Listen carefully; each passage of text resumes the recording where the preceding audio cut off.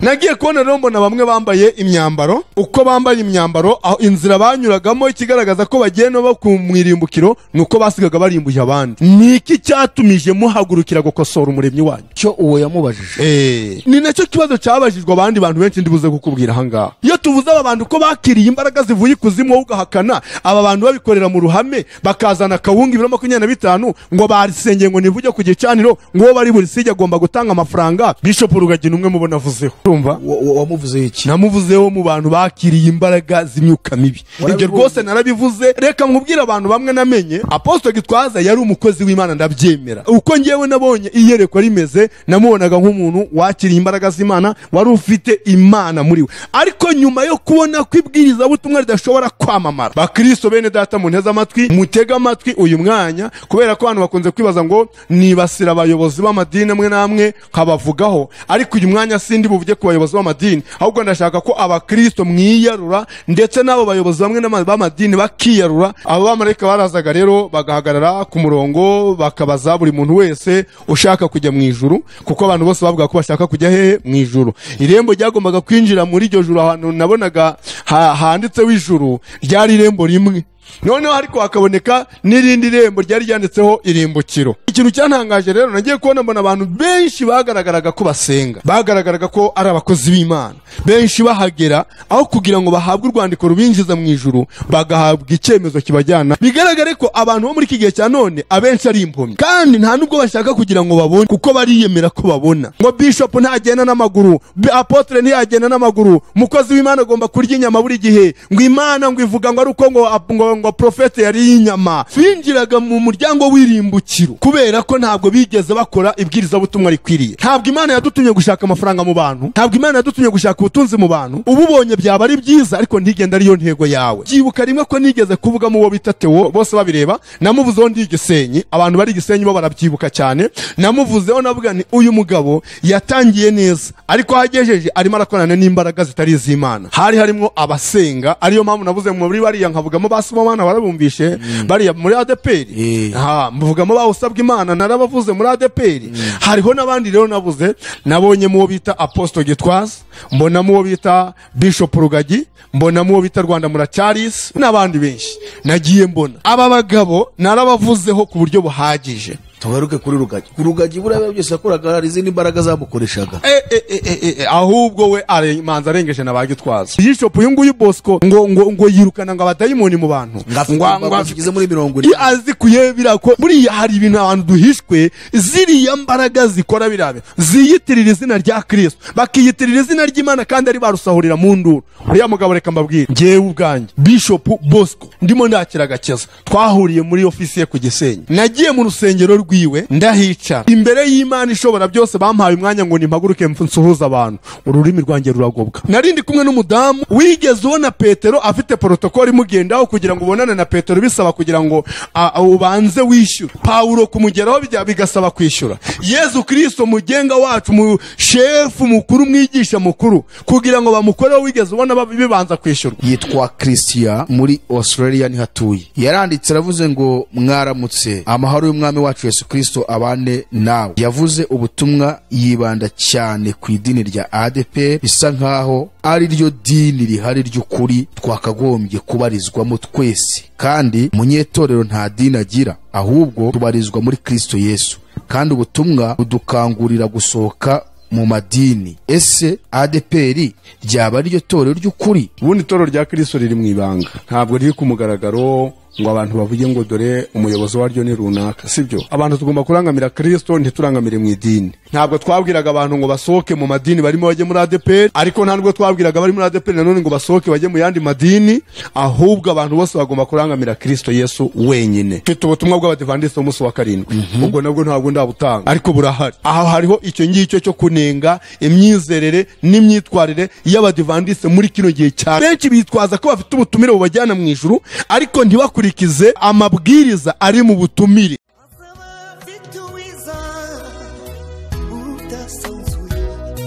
Azaba afite ingororano yo guhema buri wese, guhana n'imirimo yakoreye hano ku isi. Nawe nshuti yanjye aza kwambika ikamba. twongeye kubasuhuza nanone kandi inshuti zacu abavandimwe abakunzi ba AYALONI TV muri hirya no hino turabifuriza amahoro y'Imana umugisha w'Imana ubane namwe kandi muhirwe mu byo mukora byose aho mushakisha mu mirimo mukora mu bucuruzi Imana iha umugisha abacuruza Imana umugisha bikorera ku giti cyabo indi mirimo itandukanye n'abakorera leta Imana iha umugisha buri wese abafite ba boss babo bakoresha na ba boss mwese muhirwe mu byo mukora Imana ibahezagire umurundi niko yavuze ngo ibahezagire abarundi muhezagirwe mukurikirana ubutumwa bwiza butambuka kuri AYALONI TV Imana ikomeze kubitaho abanyamurenge mwese ntabwo twabona uburyo tubasuhuza mwese ariko Uwiteka Nyiringabo ahire imirimo yanyu ya rero nkuko bisanzwe iyi ni AYALONI TV shakira ry'ubutumwa bwiza bw'ami bw'Imana mu kiganiro dufite cyitwa menya nibi aho mubona turi kumwe uyu munsi na imamu ari Yusufu ariko nitujya tuvuga gutya kugira ngo mujye mubyumva ntabwo akiri mu basilamu ngira ngo benshi mumaze kumumenyera ariko ni uburyo bwo gutsindagiriza kugira ngo abantu bumve ko Imana yacu cyangwa se Yesu ashobora byose naho atakura umuntu naho atamugeza kuko buriya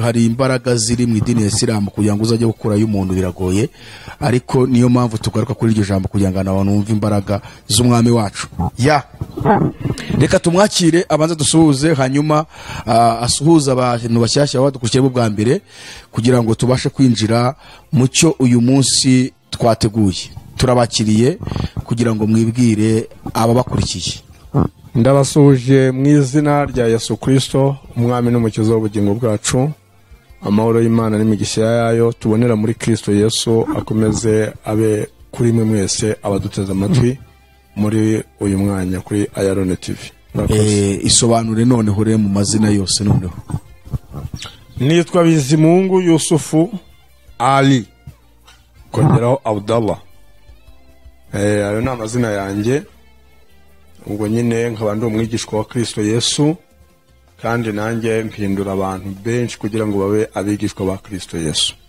ya ngira ngo mbere ko twinjira mu kiganiro twabanza tugasenga kugira ngo Imana ituyobore muri iki kiganiro kandi ubutumwa bwiza tugiye gutambutsa bubashe kumvikana no kwakirwa mu mitima y'abantu cyangwa mu bitekerezo by'abantu dufashe gusenga mwami Imana yacu mubyeyi mwiza udukunda Imana ishobora byose umuremyi w'ijuru n'isi n'ibirimo byose tuzamuye amashimwe mu izina rya Yesu Kristo tuyerekeje kuri wowe Mana yacu dukunda cyane wewe waturemye ukadushira kuri iyi si kugira ngo tubeho turi abanyamumaro mwami Imana yacu tukamamaza ubutumwa bwiza tukakubera abami ndetse n'abatambyi kuko ari wowe waduhinduye ukaduhindura utyo binyuze muri Kristo Yesu umwami wacu tuguhaye ikaze muri iki kiganiro mwami Imana yacu kuri AYALONI TV kugira ngo ari wowe utuyobora ari wowe udufasha ari wowe uturengera udusukire kuri mwuka muziranenge kugira ngo ahagarare kuri ururimi rwacu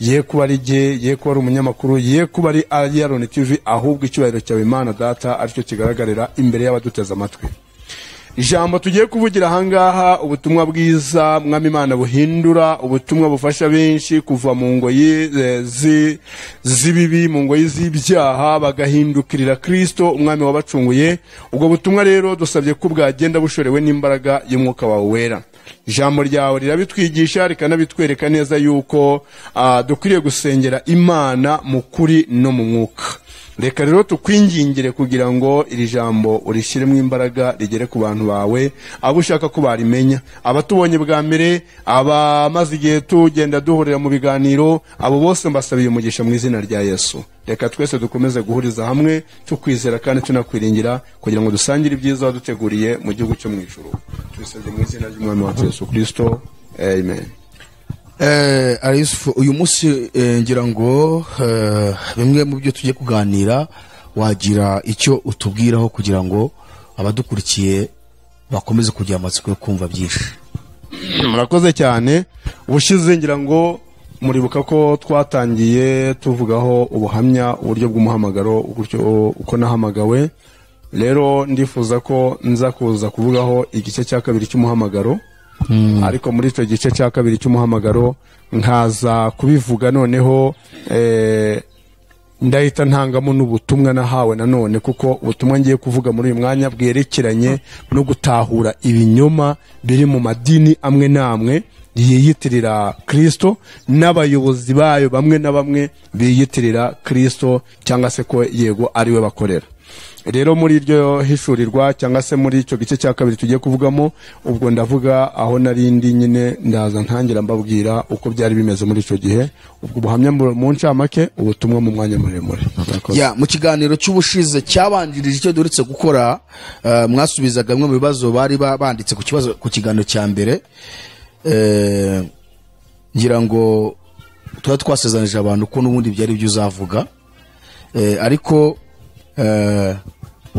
mucyo duheruka gushyiraho wavuze ho gatoya ku butumwa Imana yaguhaye ariko ugaruka cyane ku idini rya ADPR. Yego. Uvuga uburyo Imana yaguhaye ubutumwa n'uburyo ADPR yasubiye inyuma, uburyo umwanzi Satani yayinjiriye kugeza ubwo wasobanuye ko ari muri biriya bihe bya usabwa Imana ubwo Tomu na Sibomana bafitaga ingoma yo muri ADPR akaba bayobora, aho wavuze uburyo inkoni irimo n'uburyo Imana ikomeje kubita abasaza bo muri yo n'uburyo bakwiriye kwemera kuyoborwa n'Imana, kuyoborwa n'ikigirwamana cyitwa izuba ngo n'ikindi cyitwa gucyarya tamuzi. Uravuga ati niba temera kuyoborwa n'Imana ubundi inkoni iracyakomeje. Rero hari abantu bagiye bandika ibibazo bitandukanye, ndeka mpere ku kibazo kimwe mugenzi wacu yanditse yabigize ikibazo cyane, yitwa Christian akaba muri Australia ni hatuye. Yego. Yaranditse aravuze ngo mwaramutse, amahoro y'umwami wacu Yesu Kristo abane nawe. Maze gutegera cyangwa se kumviriza kiganiro wagiranye na mwene data wari Sheikh sinibuka izina rye yavuze ubutumwa yibanda cyane ku idini rya ADPR bisa nkaho ari ryo dini rihari ry'ukuri twakagombye kubarizwamo twese, kandi umunyetorero nta dini agira ahubwo tubarizwa muri Kristo Yesu, kandi ubutumwa budukangurira gusohoka mu madini. Ese ADPR ryaba ryo torero ry'ukuri? Ikindi muzadukorere ikiganiro rusange ku bakristo bose bari mu madini atandukanye, mutibanda kuri ADPR gusa, kubera ko abatabarizwa muri ADPR bakumva ko ari ryo dini ry'ukuri, ndetse n'abayibarizwamo kubera ko ari ryo cyane Imana yibandaho kuburira. Murakoze cyane. Urumva ni nk'ibibazo biravuze. Ikibazo cya mbere, kubera iki ADPR ariyo wavuze ngo Imana yagutumyeho? Ese ADPR niyo dini ryonyine ry'ukuri Imana yemera? Ikindi aravuze ati noneho kandi uko mukomeza kugaruka muvuga ngo Imana batumye kuri ADPR, yaba batayirimo yaba ari n'abayirimo bahita babona ko ariyo dini ryonyine Imana yemera, kubera ko ariyo ihora yibanda hitumaho ubwo butumwa. Niki wasubiza ahangaha kurebana n'ibi bibazo bibiri uyu muntu abajije? Murakoze cyane. Ngira ngo wenda turasubiza ibyo bibazo dushingiye kujya kwiheshurirwa cyangwa se iyerekwa n'ubutumwa bwiza twahawe cyangwa se ubutumwa twahawe kugira ngo tubagezeho. Ariko ikigaragara nuko ntabwo twigeze tuvuga yuko ADPR ari ryo torero ry'ukuri. Ubundi torero rya Kristo riri mu ibanga, ntabwo riri ku mugaragaro ngo abantu bavuge ngo dore umuyobozi waryo ni runaka, sibyo? Niyo ibyo avuze ni byiza rwose. Abantu tugomba kurangamira Kristo, ntiturangamire mu idini. Kandi niba hari abantu bari gusohoka mu madini bitewe n'ibyo bagiye bahuriramo nabyo, ibyo rwose birumvikana.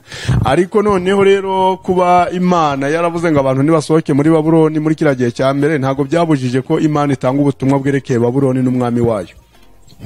Si byose? Kuba rero Imana yaravugaga yuko izahana Yerusalemu, igahana igihugu cya Isirayeli, igihugu cy'Ubuyuda, ntabwo byatumaga n'ubundi Imana itagaruka n'ubundi butumwa ibwira abayisirayeli uburyo bagomba kwitwara n'uburyo bakwiriye kugenda. Rero ntabwo bivuze yuko ADPR ryo torero ryonyine Imana yemera cyangwa se Imana ikunda cyangwa ryo riri mu nzira ya nyayo. Oya, kubera ko mfite ubutumwa bw'amadini atandukanye, nubwo tugiye gutanga muri uyu mwanya nubwo abakristo bose muri rusange cyane cyane, ariko ku madini arimwo ubuyobe bukabije gusumbya n'ayandi. Nubwo ngo bose ni abagenzi bari kujya mu ijuru, ariko harawukabije cyane. Nubwo mushobora kugera mu rugo ugasanga mu rugo cyangwa ugera mu gace runaka ugasanga harimo wenda abana bari ujya wumva igihe bari kuvuga ngo bagiye gupima abana barebe imirire barebe iki, hari umwana uri mu mutuku, hari uri mu muhondo, hari mu cyatsi kibisi, ujye ubibona. Rero niba igihe cyarageze Imana ikabona ADPR iri mu cyatsi kibisi iri mu muhondo cyangwa iri kugera mu mutuku, hari igihe biba byiza ko Imana yongera kubakangura kugira ngo abari muri ADPR nabo bashobore kuba bakongera bagahembuka. Sibyo?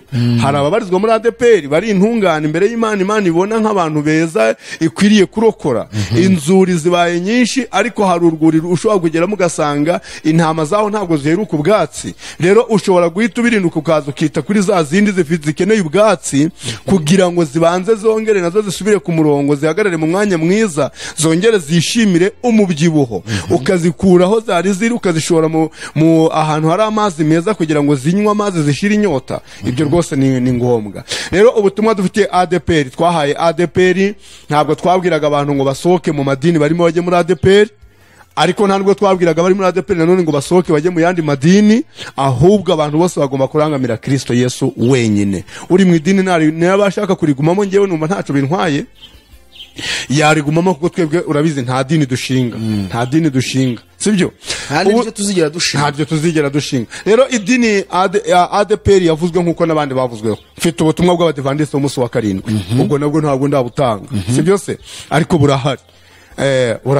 Rero dufite ubutumwa bw'abayisilamu, nabo turimo kubabwira ubutumwa tugenda dutanga tubwira abayisilamu kwemera Kristo umwami n'umukiza w'ubugingo bwabo. Ubutumwa ku buryo burambuye nabo baba bakwiriye kubuhabwa bakabumva. Amadini yonyine ufitiye ubutumwa, amadini y'umwihariko narabisobanuyeho. Idini ya Isilamu ni idini yemera kandi bafite uburyo bwose bwo gushakisha Imana. Ishyaka ryabo bafite ryo mu gushakisha Imana rituma bagira ibintu bimwe na bimwe birengagiza, bakibagirwa, bakumva ko bagezeyo bari mu Mana bya nyabyo. Ariko twararebye dusanga nkuko ihishurirwa ryabigaragaje, twasanze abantu batemera Kristo Yesu umwami n'umukiza w'ubugingo bwabo, abo ngabo baba batari bamenya Imana. Kubera iki? Yesu Kristo yabivuze neza muri Yohana, munyemerere nasoma umurongo wenda umwe. Kristo Yesu yarabivuze muri Yohana hano, burya utazi uwo mwana ntabwo aba yari yamenya n'Imana data wa twese, sibyo se? Utazi umwana ntazi na data. Ariko icyo nshaka kuvuga hano, Kristo yaravuze ahanga, reka mpere hano muri Yohana igice cya 6 umurongo wa 40. Yesu yaravuze ngo icyo data ashaka nuko buri wese ubonye umwana we akamwemera ahabwa ubugingo buhoraho, nanjye nkazamuzura ku munsi w'imperuka. Uwo ni Kristo uri muri vugira. Abafarisayo baramubajije ku murongo wa 28 ngo mbese twagenza dute kugira ngo dukore imirimo Imana dushakaho? Yesu arabasubiza ngo umurimo Imana bashakaho nuko mwemera uwo yatumye. Sibyo? Umurimo Imana ishaka ku bayisilamu, icyo Imana ishaka ku bayisilamu babandi bamenyereye gukizwa n'imirimo yabo bakora, nuko bahindukira bakemera Kristo nk'umwami n'umukiza w'ubugingo bwabo, bakemera uwo Imana yatumye ari we Yesu Kristo, ko ari we abantu bose bakwiriye kuboneramo agakiza. Noneho mu gice cya 5 ku murongo wa 19, aya magambo nyasome rwose muyumve neza. Yesu yaragize ati, ndababwira nkomeje ko umwana w'Imana ntacyo akora na kimwe akihangiye kitari icyo abona se akora. Icyo se akora ni nacyo umwana we akora. Data akunda umwana we akamwereka ibyo akora byose, ndetse azamwereka n'ibirenze ibyo ngibyo mubonye akora bibatangaza. Nkuko data azura abapfuye agatuma bongera kubaho, niko n'umwana we abeshaho aba ashaka. Urumva? Abayisilamu rero bakeneye kwinjira muri Kristo Yesu kugira ngo bashobore kubaho. Data ntawe acira urubanza, ahubwo yeguriye umwana we ububasha bwo guca imanza zose. Abayisilamu ntabwo bemere ko Kristo ari umucamanza, kuko bibaza impamvu icyo cyubahiro abantu bakimuha. Kristo arashaka yuko abantu bamenya ko data wo mw'Ijuru yahaye ububasha bwo guca urubanza akaboha Kristo Yesu akaba ari umucamanza w'abantu mu byo bakoze. Noneho rero Kristo yabiherewe iki? Imana data wa twese kubera ko ari we yagize umucamanza w'abantu. Ijambo ku murongo 23 ravuze ngo kugira ngo bose bamwubahe nk'uko bubaha se. Utubaha umwana w'Imana abatubashye na se wamutumye. Rero Kristo yahawe buriya bubasha, aho yavuze ngo nahawe ubutware bwose mw'Ijuru no mw'isi, sibyo? Arongera agaragariza abantu neza neza yuko data yamweguriye byose. Aravuga ngo ibya data byose afite ni ibyanjye. Nta kindi cyabiteye Imana data wa twese ari ukugira ngo abantu bubaha uwo mwana kuko bubaha data. Bivuze ngo wowe mu Isilamu niba utubaha umwana ari we Kristo Yesu, burya na data ntumwubaha. Urumva? Ubwo ni ubutumwa bw'umwihariko bw'amadini aha ni ku Bayisilamu. Yego. Abadivantiste rero Abayisilamu urumva barimo barahamagarirwa kwemera Kristo umwami n'umukiza w'ubugingo bwabo, sibyo? Noneho rero ku badivantiste bari bafite nabo tuzabaha ubutumwa bwabo bugendanye n'imyizerere yabo bari barihaye cyangwa se imyizerere bafite, bagaragaza ko aribo bahagarariye Imana hano ku isi, ariko nabo bakaba barateshutse bakava mu nshingano bari bamaze guhagurukana bari biyemeje, barangiza bagahita bivanga. Ukuri bakagombye kuba barahagurukanye, bagombye gutangaza ntibakuvuge. Aha hariho icyo ngicyo cyo kunenga imyizerere n'imyitwarire y'abadivantiste muri kino gihe cya none. Hanyuma nk'abaprotestani bo abo ngabo kuba abaprotestanti basa mu madini asanzwe ya giprotestant. Mubane aya madini ubutumwa dufite bwabo ni bwinshi cyane. Aho niwo tugiye kwinjira. Ubutumwa bwabo dufite ni bwinshi. Kuvuga ngo icyo wari urimo gusubiza ni iki kibazo uyu mwene data yabajije kubirebana n'igituma uzana ubutumwa bwa ADPR bigatuma abantu bagira ngo ADPR niyo Imana yemera. Oya, ntabwo ari Imana yemera. Urumva ADPR Imana iri muri ubutumwa bw'abaturage batuye mu Rwanda igaragaza uburyo amadini amwe namwe azafunga, yagaragaje ku gisobanuro gishingiye kuri Pentecoste. Pentecoste igihe urumva abantu bazi ko kuri Pentecoste umwuka wera aribwo yamanutse. Rero Imana yavugaga ko mu Rwanda hazaboneka ububyutse bwa Pentecoste. Ushobora ko mu bubyutse bwa Pentecoste wenda ugatekereza Pentecoste y'idini ADPR. Ariko niba bunabyutse ari ububyutse bwa Pentecoste bukavukira muri ADPR, anaribwo navuze ngo abantu benshi bazahita bavuga ngo yo burya twari twarayobye nta mwuka twagiraga, reka twinjire muri Pentecoste none. Ushatse kuvuga ko se uyu mwuka uri muri ADPR uyu mwuka wera atari umwuka wera bafite aba Pentecoste? ADPR harimo umwuka wera, barahanura barerekwa. Ntabwo mvuze ko badafite umwuka wera, ahubwo hakenewe ububyutse. Kuravuze uti bazavuga ngo twari twarabye burya nta mwuka twari. Apana ba Pentecoste, abanyamadini baturutse hirya no hino cyagiye amadini azaba yafunzwe. Abantu bazavuga ngo twari mu buyobe, ntabwo twari dufite umwuka. Niho navuze rero bamwe bazahita bahagurukana icyerekezo bakerekera muri ADPR kuko bahagurukijwe n'ikibatsi cy'umwuka. Ikibatsi cya Pentecoste kizatuma bamwe berekera muri ADPR. Wenda wabyumvise cyashobora kuvuga ngo ADPR niyo torero ry'Imana yemera. Nuko abantu benshi bazaba bahagurukanye kiriya kibatsi cy'umwuka, bazumva ko umwuka wera cyangwa se icyo kibatsi cy'umwuka gisanzwe cya Pentecoste kibonekera muri ADPR. Abenshi rimwe bazahagurukira rero arimwo birukankira, arimwo bajya, bigatuma Pentecoste igira imbaraga, ububyutse bwa Pentecoste bugahagurukira muri ADPR bwinjira. Yandi magambo nukuvuga ngo Pentecoste cyangwa se Pentecoste nta hantu ihuriye na ADPR. Oya, Pentecoste iri ukwayo na ADPR ikaba ukwayo nubwo yitirirwa Pentecoste. ADPR ni izina ry'idini riri mu gihugu cy'u Rwanda. Noneho ndongera mvuga icyo gihe navuga ngo noneho hakongera hagahaguruka ububyutse bw'abantu nanone bazahaguruka binjira muri rya torero rindi navuze ryitwa abadivantiste, bakagenda bahagurukiye kuruhuka isabato, kubera ko benshi mu bantu b'icyo gihe nanone hazabaho guhishurirwa ku byerekeranye n'ikintu bita isabato. Abantu bagahaguruka bati aha twasengaga kuri uyu munsi, ariko birakwiriye yuko noneho duhaguruka tugahagarara ku munsi w'isabato. Icyo gihe abadivantiste nabo bakaba babonye abantu binjira mu itorero ryabo ari benshi kubera bahagurukanye ikintu bita isabato. Ubwo bivuze ngo abantu bashobora kuzahagurukira mu isabato bikitirirwa ko abadivantiste bagize ububyutse cyangwa babonye abantu benshi, ariko abantu bashobora kuzahagurukira mu isabato kandi batari bujye mu itorero risanzwe ryitwa Adventiste du 7e jour. Hanyuma ubwo ushatse kutubwira ko nabwo ari umwuka wera uzaba wabasuye se bakagira ubwo bubyutse abadivantiste? Urumve ububyutse bugira ukuntu bahaguruka mu bantu. sibyo hari impamvu izaba yateye yatumye abantu bahagurukana umuvuduko uri mu kureba kubyerekeranye n'umucyo babonye bavuga ko ari umucyo w'isabato sibyo hazaba hari impamvu nkuko hazaba hari impamvu itumije abantu bahagurukira muri Pentecost. Aha tukiri aho tugaruka gato kuri ADPR kuko iki tushaka kugisubiza neza kugira ngo abantu bacyumve neza kuri uyu muntu. Yewe wenda nanjye ikintu nakunganiraho nuko uko Imana yatumye kuri ADPR niko yatuma no kwandi madini nkuko waruvuze nkuko nayo yandi tugiye kuvugaho wenda amenshi tutari buvuge ku mazina yayo kubera ko hari amadini afite ibintu byinshi ahuriyeho. Turagenda rero tuvuga kuri ibyo byinshi ahuriyeho kuko ntitwashobora kuvuga kuri buri dini ariko amenshi afite ibyo ahuriyeho turaza kuvuga ku byayo. Ayo rero nabona ubutumwa bugenewe ayo madini. Icyo nashaka kugira ngo tusa nkaho tuba ahantu nuko niba Imana ibonye mu idini runaka harimo ibibazo byinshi cyane ishobora no kubatuma ikababwira ikabereka ikibazo gihari kubera ko niwe harimo akavuye kenshi. Uko yatumye hariya ni kumva yatumye yakubwiye n'iby'ahandi.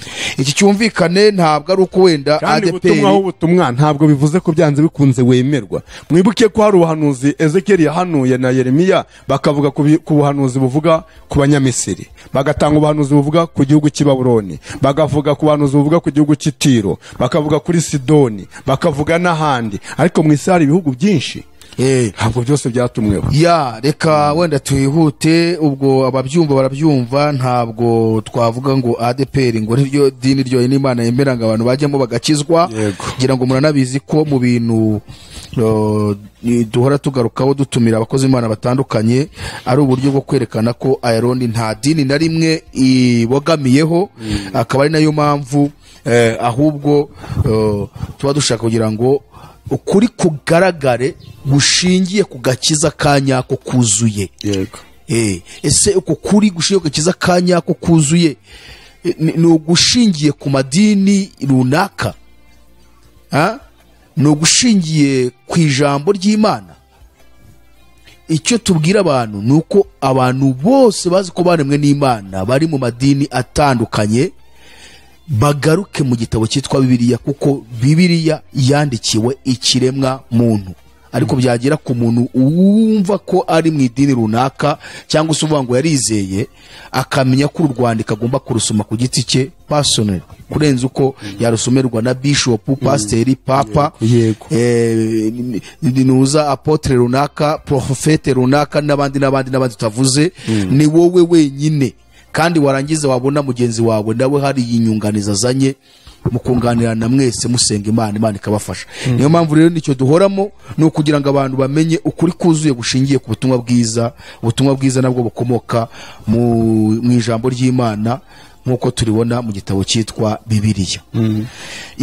Imana ibaha umugisha. Reka twinjire noneho rero. Ubwo no kuvuga ngo murasa nk'abakomereza kuri bwabo hamya bwanyu mwari mufite.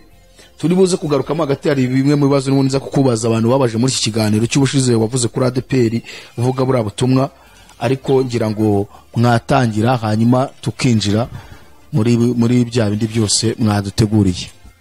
Murakoze cyane munyamakuru. Imana igumugisha rwose. Turabasuje mu izina rya Yesu Kristo umwami n'umukiza w'ubugingo bwacu, mwese abaduteze amatwi.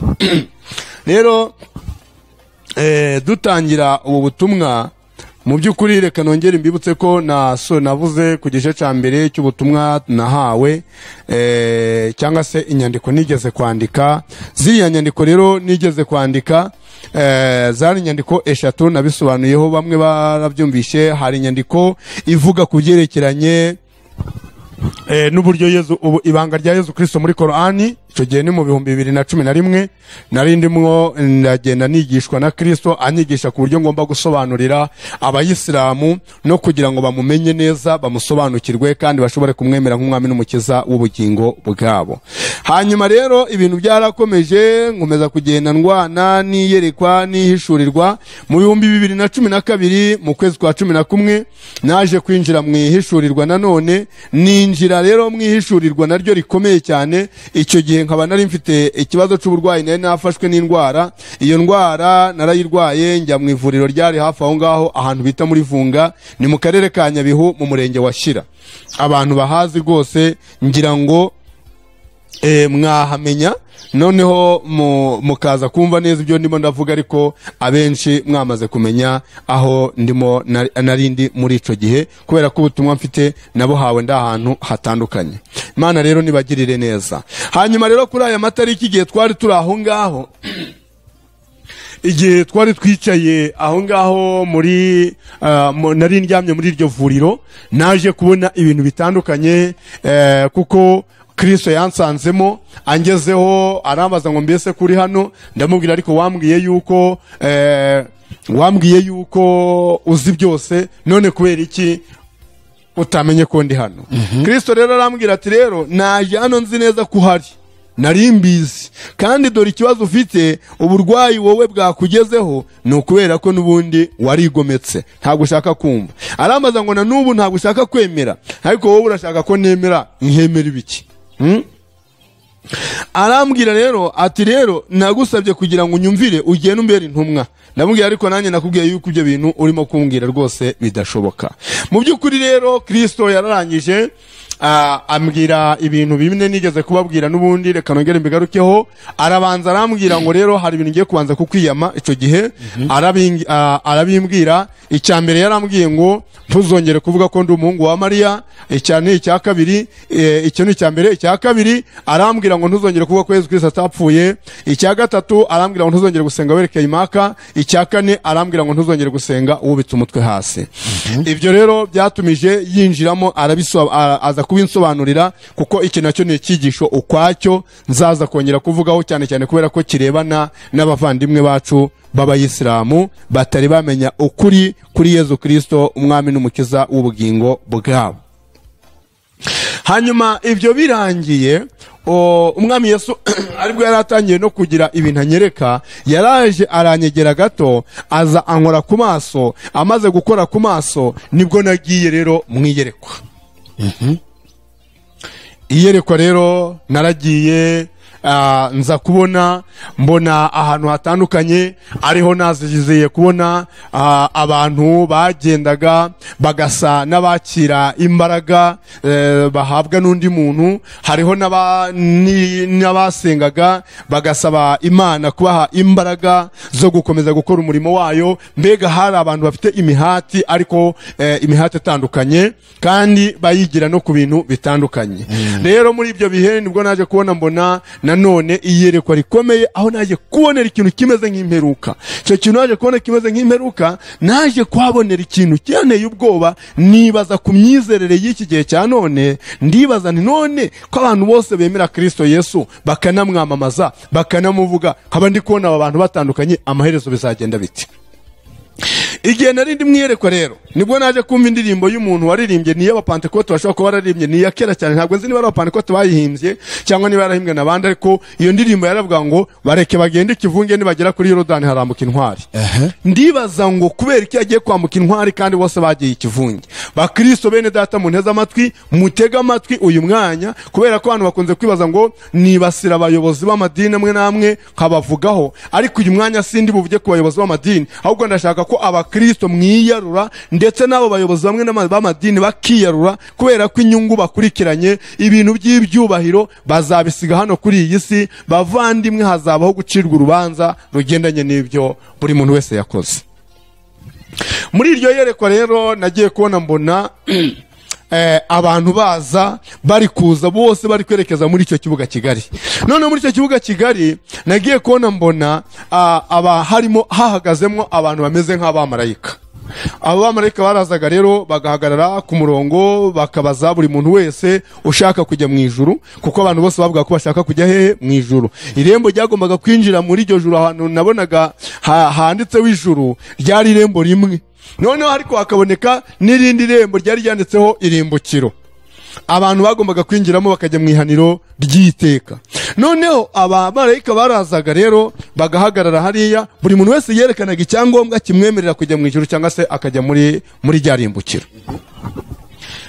Ari ikintu cyantangaje rero, nagiye kubona mbona abantu benshi bagaragaraga ko basenga. bagaragaraga ko ari abakozi b'Imana. Benshi bahagera aho kugira ngo bahabwe urwandiko rubinjiza mu ijuru, bagahabwa icyemezo kibajyana mu irimbukiro. Bamwe barariraga bakibaza ni ukubera iki, nza kubona babaha ibisobanuro. Bamwe barababwiye bati igihe mwakoraga cyagiye muvuga ko mukorera Imana, mwabikoreraga kwihimbaza, mwabikoreraga kwiyemera, mwabikoreraga kwishira hejuru, bityo rero ibihembo byanyu mwarabibonye, niyo mpamvu ibihembo byanyu mwabonye ku isi, igisigaye nuko mugomba kugenda mukinjira mu ihaniro kubera ko nta bihembo mufite mu ijuru. Numva ngeze ubwoba kandi nkumva mfite n'agahinda kenshi. Noneho tukiri muri ibyo ngibyo, hari abo nashoboye kubona bagiye bazira ibyo bagiye bazira, nkaza kubibona mu bakristo rubanda rugufi. Bamwe bazize imyambarire. Urabizi mu gakiza k'iki gihe cya none barakubwira ngo agakiza ni ku mutima. Sibyo? Agakiza ni ku mutima. Ariko bene data reka mbabwire, agakiza utagaragariza no ku mubiri ngo abantu bakabone, bene ako gakiza kaba gapfuye. Kuko ugomba kwatuza akanwa kawe ko Yesu Kristo ari umwami, ntabwo ari byo kwigumana mu mutima wawe gusa. Urabyatura no ku munwa ukabona ugakizwa, niko Paulo yanavuze. Sibyo? Ni nayo mpamvu Paulo yandikira Abatesalonike arababwira ngo mwebwe ubwanyu murarindwe n'umubiri wanyu n'ubugingo n'umwuka wanyu, kugira ngo bitazabaho umugayo ubwo umwami wacu Yesu Kristo azagira gute, azaza. Rero urugingo rwawe rwose rugomba kuba rurinzwe, ugaharanira kwezwa, kuko umuntu utejejwe atazareba umwami Imana. Kandi uweza ni Kristo, ariko akweza cyangwa umwuka w'Imana akakweza, ariko nawe wamwemereye kugira ngo akorere muri wowe. Niyo mpamvu Kristo yahagaze mu gitabo cy'Ibyahishuwe mu gice cya 3 here ku murongo wa 14 aho yabwiraga itorero ry'i Laodikiya, yageze aho ababwira ngo wibwira kubona nyamara uri impumyi, wibwira ko uri umutunzi ariko uri umukene, uri umutindi wo kubabarirwa. Arangije arababwira ngo ndabagira inama, mungureho zahabu yatunganirijwe mu ruganda mubone kuba abatunzi, kandi mungureho umuti wo gusiga ku maso yanyu kugira ngo mushobore kubona. Haleluya! Mushobore kubona. Bigaragare ko abantu bo muri iki gihe cya none abenshi ari impumyi, kandi nta nubwo bashaka kugira ngo babone, kuko bariyemera ko babona, ntabwo bashaka kwemera ko ari impumyi ngo Kristo abahumure. Abandi bariyemera ko ari abatunzi, nyamara ari abakene n'abatindi bo kubabarirwa. Abandi bazi yuko bambaye, nyamara Kristo ababona nk'abambaye ubusa. Bityo rero bari bakwiriye kwemera Kristo ko banga ku rugi rwabo bakamukingurira, akinjira iwabo bagasangira. Nagiye kubona rero mbona bamwe bambaye imyambaro, uko bambaye imyambaro aho inzira banyuragamo ikigaragaza ko bagiye no ku mwirimbukiro, nuko basigaga barimbuye abandi. Ya myambarire abantu bambaye yaratambukaga, yatambuka mu nzira, kabona abandi barimo baramurangamira, uburyo bakagombye kugenda ntabwo ari bwo bagenda. Abantu bagatangira bagaca urubanza bakibaza iyi myambaro uyu muntu yambaye, mbese abantu basitazwa n'iyo myambaro uyu muntu yambaye.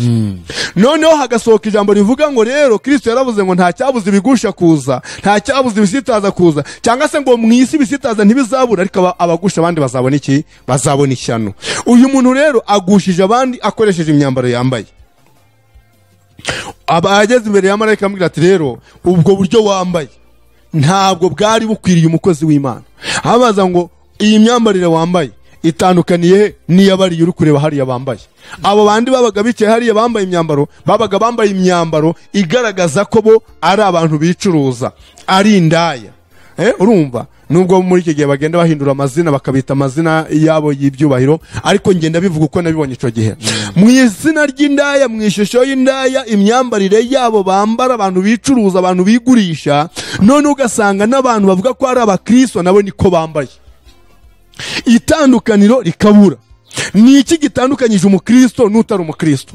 Ingendo y'umukristo igomba kumuranga. Haleluya! Igihe Petero na Yohana bafatwaga, barababwiye ngo imvugo yanyu mwebwe ubwanyu irabagaragaza. Uri murabyumva? Barababwira ngo abangaba ni abakristo. Igihe bitwaga itorero ryitwa, igihe abigishwa bakristo bitwaga abakristo mu itorero ryo mu Antiokiya, baravuze ngo abangaba ni abakristo. Kubera iki? Bababonye bagenda nkawe, bavuga nkawe, imyambarire yari nkawe, imyitwarire yari nka Kristo, bituma babita abakristo. aha rero naje kubona ko iryo zina abantu batarihesheje agaciro kubera ko imyambarire yabo n'imyitwarire yabo imyifatire yabo imirimbire yabo ntaho yari ihuriye n'abantu bavuga ko bari muri Kristo Yesu umwami wacu. Mbona abantu bambaye amaherena, bafite amaherena rwose aremereye amatwi maremare cyane. Mbona abantu bagiye bihindura amasura, mbona abantu bahinduye imisatsi yabo, mbona abantu bisize imiti ku maso, ku minwa, abantu bongereye inzara zabo yaba izo ku maguru yaba n'izo ku biganza byabo. Abantu muri iki gihe baje bumva ntacyo bibatwaye. Abo bose wababonye bari nababonye muri icyo kibuga aho ngaho bahagaze bategereje kwinjira mu irembo rimwe mu marembo abiri yari aho ngaho. Aha ngaha rero umugabo yarabitegereje arangije mbona arimo arahamagara baza bamusanga. Noneho mbona uwa mbere reka mpere kuwo nabonye watoboye amatwi yamugezeho aramubaza ati ese muvandingwe urashaka kujya mu ijuru? Ati cyane rwose. None se ko ndi kona amatwi yawe atameze neza? Atariko nta kibazo. Aka kantu uri kuvuga abantu benshi bumva ntacyo bagatwaye, ariko umva uko byagenze. Kaho ibi bibazo njya mpura nabyo cyane mu muhanda, mu nzira, banyibazaho bambaza bati umuntu wavuze ku matwi akavuga gutoborwa kw'amatwi biti, ese tuvuge ko abatoboye amatwi bose batazajya mu ijuru? Ariko ijuru ntabwo ari ikintu cyo gukinishwa, ntabwo ijuru ari nko mu isoko wa mugani hari umurimbyi wabivuzeho, ariko mu ijuru ntabwo ari ugukina. Umurimbyi yavuze ngo kujya mu ijuru no kwihana ibyaha. Noneho nubwo twizera ko twese dufite urwandiko rutujyana mu ijuru, ariko kondisiyo ziri mu rwandiko ushobora kuba utazujuje, kwinjirayo bikazakugora kandi warahawe ubutumire. Abantu benshi bitwaza ko bafite ubutumire bubajyana mu ijuru, ariko ntibakurikize amabwiriza ari mu butumire. Noneho mbona aho ngaho ageze, marayika aramubwira ati aha ngaha ku gutwi kwawe biti? Ati nta kibazo. Azana ifoto uyu muntu ataratobora amatwi. Arangije nawe amwereka indi foto yaramaze gutobora amatwi. Amaza ngo aba bantu umwe cyangwa muri benshi? Atoya, atuyo ni njyewe. Uyu ni njyewe ntaratobora amatwi, uyu ni njyewe naramaze gutobora amatwi. Ijambo babwirwaga abantu ngiye kukubwira bose bari hano ni ijambo rimwe ribabwira ngo niki cyatumije muhagurukira gukosora umuremyi wanyu. Urumva? Niki cyatumye muhagurukira gukosora umuremyi wanyu? Cyo uwo yamubajije. Ni nacyo kibazo cyabajijwe abandi bantu benshi ndibuze kukubwira aha ngaha. Noneho aramubwira ngo inyama wakuye kuri kuno gutwi genda uyishaka uyisubizeho. Ndaramubwira ati ntabwo nayibona. Ati wowe rero urabanza unyure hariya ubanza ujye mu gihano. Ubanza ujye mu gihano kubera ko wakosoye Imana ntiwigeze unyurwa nuko Imana yakuremye. Aha ngaha iyo tugarutse hano mu gitabo mu magambo, kuko dukoresheje amasomo menshi ya Bibiliya wasanga wenda bibaye birebire cyane ntabwo nzi ukuntu bimeze, ariko Bibiliya iratubwira ngo umuntu watoborwaga ugutwi yabaga bayimbata yashebuja umutoboye ugutwi. Uyu muntu rero yatoborwaga ugutwi kubera ko yanze guhabwa ubwigenge. None wowe mu Kristo utobora amatwi, uyu munsi utobora ugutwi kugira ngo ubimbata yandi. Utobora ugutwi kubera iki? Abantu benshi rero bavuga ko ari umurimbo. Uwo murimbo wawe rero wabazanye, ubanza umenye ko biri mu mugambi wande wa shitani wo gushaka gukosora Imana umuremyi wawe. Ubwo umukobwa watoboye amatwi cyangwa umugabo watoboye amatwi arakata yerekeza muri ya nzira aho bamubwiye ko agomba kujya muri gereza. Agiye mu gihano cyuko yakosoye Imana umuremyi we. Haza undi wari warihinduranyije isura, nawe ahageze bamwereka amafoto abiri.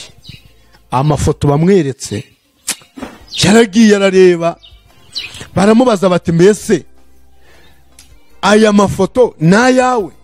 Ati nayanjye. Aha ni wowe? Ati ni njyewe. Hano ni wowe? Ati ni njyewe. Kubera icyo ufite amasura atandukanye? Ati hano ni njyewe ntari nihindura isura, ntari nishakira ubwiza, aha ngaha ni njyewe naramaze gushaka ubwiza.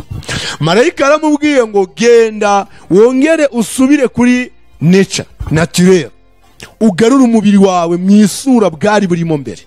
urumva, ugaruke ku mwimerere, hanyuma nurangiza uze winjire mu ijuru. Aravuga ngo ntabwo byankundira. Marayika aramubwira ngo rero wahinduye Imana ubusa ariyo muremyi wawe, ugerageza kuyikosora, none yavuze ko umwanya wawe mu ijuru umeze utyo ntawe uri buboneyo. Ati nawe uraca hariya huriya yanyuze. Barariraga bakaboroga bakabaza ngo ariko none bimeze bite, ko natwe twasengaga kimwe n'abandi, ko twari duhagaze mu mwanya, ko twarabaririmbye, ko twakoraga imirimo, ko twakoraga ibindi. Bamwe ndetse muri bo baravuze ngo turaba pasiteri n'ababishopu.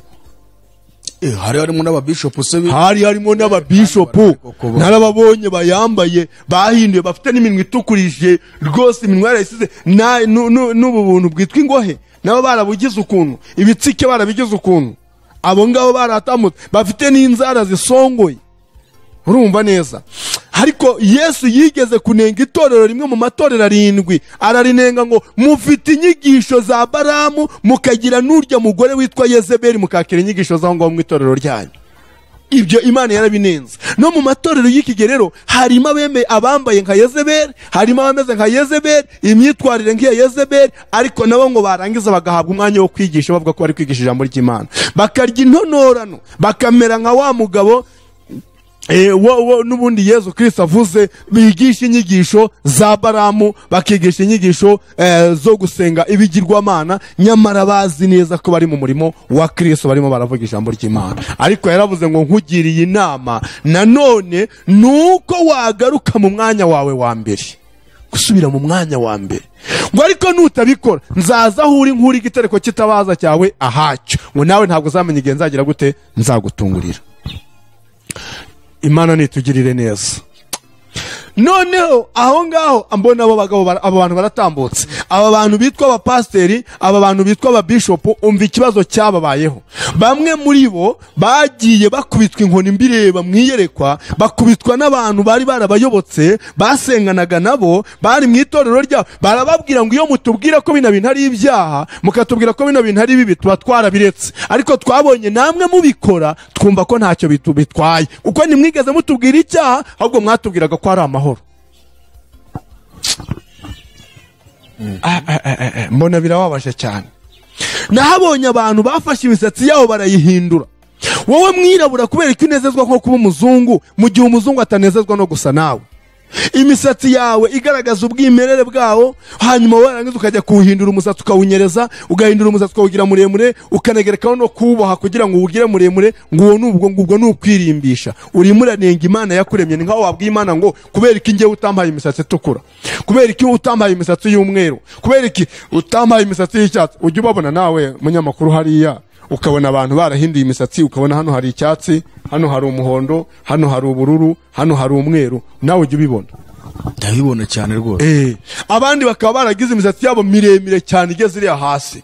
Ni ukuvuga ngo iyo akantu kose wagerageza gukora kakagaragara ko ukosoye Imana, kakagaragara ko utanejejwe n'uburyo Imana yakuremye, umvira ijambo. Umuhanuzi Yesaya yaravuze ngo mbese ikibumbano cyabaza uwakibumbye ngo kubera iki wambumbye utya, kubera iki wandemye utya. Ayo ni n'amagambo Pawulo yanditse nawe mu gitabo cy'Abakorinto, arayandika ayabwira abantu. Mbese ikintu cy'ikibumbano cyabaza uwakibumbye ngo kubera iki wambumbye utya.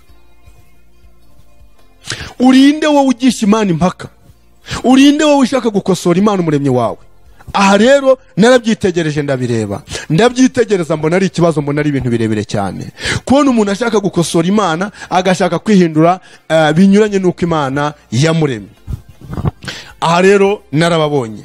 Nahabonye abantu benshi baba mu nsengero, mbabona abantu benshi bari mu misengere. Ariko ikintu cyambabaje, urumva ibi byose mbonamo n'abayobozi b'amadini, mbonamwo abayobozi b'amatorero atandukanye, bari muri ibi bintu nabo bagenda kuriya. Hanyuma mpabwa ijambo ry'Imana mu gitabo cy'umugabo witwa Matayo, ubutumwa bwiza bwa Yesu Kristo, mu gice cya 25, pasanga amagambo akomeye mu gihe cy'abakobwa 10. Bariya bari bose ko ari 10, ngira ngo nawe urabazi. Aya magambo ndimo ndavuga, ushaka azagenda agera asoma, kuko sindi bubisome ni birebire cyane, kugira ngo tuze gucunguza uburyo umwete. Ariko umugani w'abakobwa 10 uzawusanga ku gice cya 25 umurongo wa mbere utugereze 13. Uzahasanga aba bakobwa 10 bose bari bafite ibintu bahuriyeho. bari abari, cyo ni kimwe, urumva bari abari bose ni abakobwa. Icya kabiri bahuriyeho bafite amatabaza. Icya gatatu bahuriyeho bafite amavuta, urumva bose. Kandi icya kane bari bahuriyeho bari bategereje umukwe, bose bari barindiriye. Noneho ikibatandukanije nuko havuzwe ijambo ngo harimo abatanu b'abapfu n'abatanu b'iki b'abanyabwenge cyangwa se abanyamutima. Ikindi cya kabiri kibatandukanije nuko abakobwa b'abanyabwenge bari bafite amavuta bita reserve, ayo bari baribikiye ku ruhande y'ubwiteganyirize. Urumva bari bafite icyo bita reserve oil. Nukuvuga rero ngo ayo mavuta y'ubwiteganyirize babitsa no ku ruhande, abapfu bo ntayo bari bagize gute bari bafite. Igitangaje rero bose bararyamye, bose barahunikira bategereje umukwe. Nk'iki gihe twese turimo, aho abanyabwenge baragenda n'abapfu baragenda, bose kandi bavuga ko bari ku murimo. Aba bose bahuje bya bindi byose twavuze, bose kandi bategereje umukwe ugiye kuza ari we bita Kristo Yesu, bose barindiriye. Rero urusaku ngo rwabaye mu gicuku, barasakuza ngo umukwe araje, nimubyuke mumusanganire. Umukwe yari yageze ku rugi akomanze, bagiye kumukingurira kugira ngo abandi binjire. Abari bagiye kwinjira bamwe bakobwa bahise bafata amatabaza cyangwa se amatara yabo barayacana. Abamaze gucana amatara ngo bagiye kubona abapfu babona amatabaza yabo arimo arazima. Babwira abanyabwenge ngo nimugiye ku mavuta yanyu ayacu arimo arazima. Abanyabwenge barababwira ngo twese twari turi hano dutegereje umukwe, ayanyu niba arimo arazima nimujye mu bacuruzi cyangwa mu bahanjuzi mujye kugura amavuta, mugaruke tugende tuje gusanganira umukwe, ariko twebwe ntabwo twabaha ku mavuta yacu. Urumva baba bariteganyirije. Mwababonaga musangira, mwababonaga mugenda kimwe, mwabonaga muririmba kimwe, mwabonaga mubwiriza ubutumwa kimwe, mwabonaga muvuga ko mwuzura umwuka kimwe, abandi mwabonaga muhanura kimwe, abandi mwabonaga mukora bimwe, ariko ntabwo mwariteganyirije amavuta nk'uko abandi banyabwenge bari bariteganyirije. Ariko mwese mwabonaga muri mu kigare kimwe cyuko mutegereje Kristo Yesu, ko muri mu itorero rya Kristo, ko mwese muri aba Kristo, akaba ari cyo kigare mwese mubayemo. Abantu benshi babaye mu kigare cyitwa ubukristo. Ndi umukristo, unyuze aha ndi umukristo. Uri umukristo wa ndi wo muri Zion, ndi wo muri Restoration, ndi wo muri Bethel Church, ndi wo muri runaka, ndi wo muri Riniri, ndi wo muri Zerafate Church, ndi wo muri amadini ukumva buri wese ari ndi umukristo, ndi muri Pentecost, ndi mu Adventist wo musi wa karindwi, ndi wo muri icyo kintu cyitwa ikigare cyo gwa ndi umukristo gituma benshi basigara batakaye badafite amavuta y'ubwiteganyirize. Umukwe yarinjiye, noneho babatanu b'abanyabwenge binjirana nawe, abandi batanu bari bagiye hehe gushaka amavuta. Ngo baragarutse barakomanga ngo mwami dukingurire, natwe twari tugutegereje, twasenganaga n'abandi, twaririmbanaga n'abo wakiriye, twabwirizaga ubutumwa hamwe n'abo wakiriye, natwe twari aba bishop, natwe twari aba apotre, natwe twari ababwiriza butumwa, natwe twari kumwe n'abo ngabo wakiriye. Umwigisha azababwira ngo iki, cyangwa se uwo bagiye gusanganira azababwira ngo iki? Azababwira ngo ntabwo nigeze mbamenya, nimumve imbere mwangozi zibi bimwe. Ariko bari mu itorero bitwaga abakirisitu, bakora ibitangaza. Aho ni muri Matayo 25 umurongo wa mbere kugeza ku murongo wa 13, Yesu yungamo arababwira ngo nuko rero murabe maso, kuko mutazi umunsi cyangwa iki igihe. Wowe rero wiyemera kuri umukristo, utekereze hano hantu. Ibyo ugendagendamo bishobora kuba binyuranye n'amahame y'ubukristo n'amabwiriza y'ubukristo, bishobora kuba binyuranye nuko Kristo yagendaga, wowe ukibwira ko ugenda nkawe, ko witwaye nkawe, ariko abandi babibona bakabona reka da. Ntabwo kuzura mu nsengero, gusengana na apotre ukomeye, gusongana na bishop ukomeye, gusengana na profete runaka, gusengana n'undi muntu runaka umwita ko akomeye, gusengana na padiri cyangwa musenyeri cyangwa se papa runaka, cyangwa kuba uri umukardinali mu nzego, ntabwo bivuze yuko byanze bikunze uri umuntu ujya mu ijuru, uri umugenzi ujyayo. Cyangwa nubwo wavuga ko uri umugenzi ujyayo, ntabwo bivuze ko uzakandagizayo ibirenge byawe. Rero murabe maso kuko mutazi umunsi cyangwa igihe. Wenda tukiri aho ngaho, nanjye wenda ikintu nakubazaho kugira ngo mukomeze ubutumwa Imana yabahaye. Ubutumwa cyo biba ari ikindi, iyo bije bivuga ubutumwa ho ni ikindi. Mubaze iminsi muri gutambutsa ubutumwa, ari naho mwatamije ubutumwa bwa ADPR. Urabona muri iki gihe hari ukuntu umuntu akubona yakureba agatavuga ngo uriya muntu n'uwo mu idini runaka, biturutse ku kirere, biturutse kuri ya myambarire, kuri ya mbega ya myitwarire yose, discipline yuko yitwara mu ruhande rw'umubiri, mu myambarire nuko yikora ku mubiri we. Hari n'idini rya ADPR rero rizwi icyo kintu cyuko mu birebana no kudefiriza, kwambara ibintu bigufiya, gusiga inzara, kwambara amaherena, kwepia, kwambara amapantaro ndetse n'ibindi, uzasanga ibyo bintu muri discipline yabo icyo nicyo kintu cya mbere batemera. Akaba ariyo mpamvu nyine umuntu ashobora kumubona yambaye nk'ejipo igera ku birenge, turiya n'uwo muri ADPR, cyangwa yamubona afite iyo natirere ye y'umusatsi, aturiya sengera mu idini rya ADPR, cyangwa yateze kagatambara. Wabona undi ukaba turiya n'uwo mwicaca, basigaye bita ngo ni caca kandi byose ni amacaca. Urumva, yaba ari ADPR ni icaci, yaba ari restoration ni icaci, yaba ari zone ni icaci, mbega amadini yose ni amacaca, yaba Adventiste ni icaci byose. Ariko bitewe na ya myitwarire y'idini runaka, barakubona cyane nka ADPR izwi nk'icyo kintu, babona uwadefirije wambaye amahena turiya n'uwo mwicaca. Ari naho basigaye bavuga ati niba wenda agiye muri uko guhanura ati ni kutu umuntu umeze kuri ya defirije gize gute hanura mu buhe buryo. Ukumva rero ni ikibazo. None nk'ubutumwa uri murazana Imana yaguhaye, urumva ko burimo gusa nkaho bwerekeza muri rwa ruhande kandi ejo bundi waratanzeho ubundi butumwa. Aho ntago abantu bashobora guhita bavuga ati uyu mugabo ahubwo arajijisha n'uwo mu idini ya ADPR, baramuhagurukije arimo gusesera rwihishwa azana buno butumwa kandi ari idini yamutumye. Ni iki wavuga ngo kugira ngo ukomeze ubutumwa bwawe ubusobanure neza mu buryo bwumvikana? Imana iguhe umugisha. Murakoze cyane, nawe Imana iguhe umugisha mu izina rya Yesu, n'abaduteze amatwi bose Imana ikomeze kubaha gusobanukirwa no kumenya. Ngiye vraiment ntabwo mbogamiye ku idini, ariko ntabwo byambuza kubwiriza ubutumwa bwiza, si byose? Kuko Paulo yandikira Timoteyo amagambo akomeye, amubwira muri aya magambo ngiye gusoma mu gitabo, mu rwandiko Paulo yandikiye Timoteyo igice cya 4. Mfite Bibiliya yitwa ijambo ry'Imana. Bibiliya ijambo ry'Imana iravuze ngo Umwuka w'Imana avuga yeruye ko mu minsi y'imperuka bamwe bazimura Kristo bayoboke inyigisho ziyobya zikwizwa n'ingabo za Satani. Bazaba bayobejwe n'uburyarya bw'abanyabinyoma bafite imitima ihuramye ku buryo itakibashinja ibibi bakora. Urimo urabyumva? Aha ni muri Ezekeri, nako ni muri Timoteyo urwandiko rwa mbere rwa Timoteyo igice cya 4 umurongo wa 1 n'uwa 2. Niba ngo niba Umwuka w'Imana yabivuze yeruye ko mu minsi y'imperuka abantu bazimura Kristo, urumva, bakayoboka inyigisho ziyobya zizaba zikwijwe n'inyigisho n'ingabo za Satani, ngo noneho kandi ngo bamwe bazaba bayobejwe n'uburyarya bw'abanyabinyoma bafite imitima ihuramye kuko ku buryo itakibashinja ibibi. Bibiliya yaravuze ngo bazaba bafite inkovu z'ibyaha ku mitima yabo nk'iz'ubushye.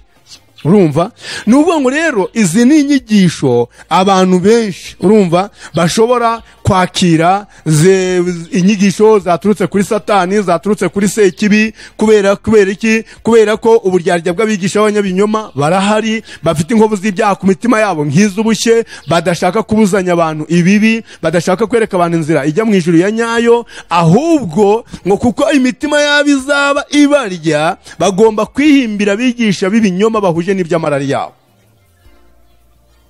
Nuko rero ngo ntabwo ibyo ADPR igendera, amahame ADPR igenderaho ntabwo bivuze byanze bikunze ko ariyo mahame Imana ishaka ko abantu bagenderaho. Ariko nawe banza wibaza ikibazo, sibyo?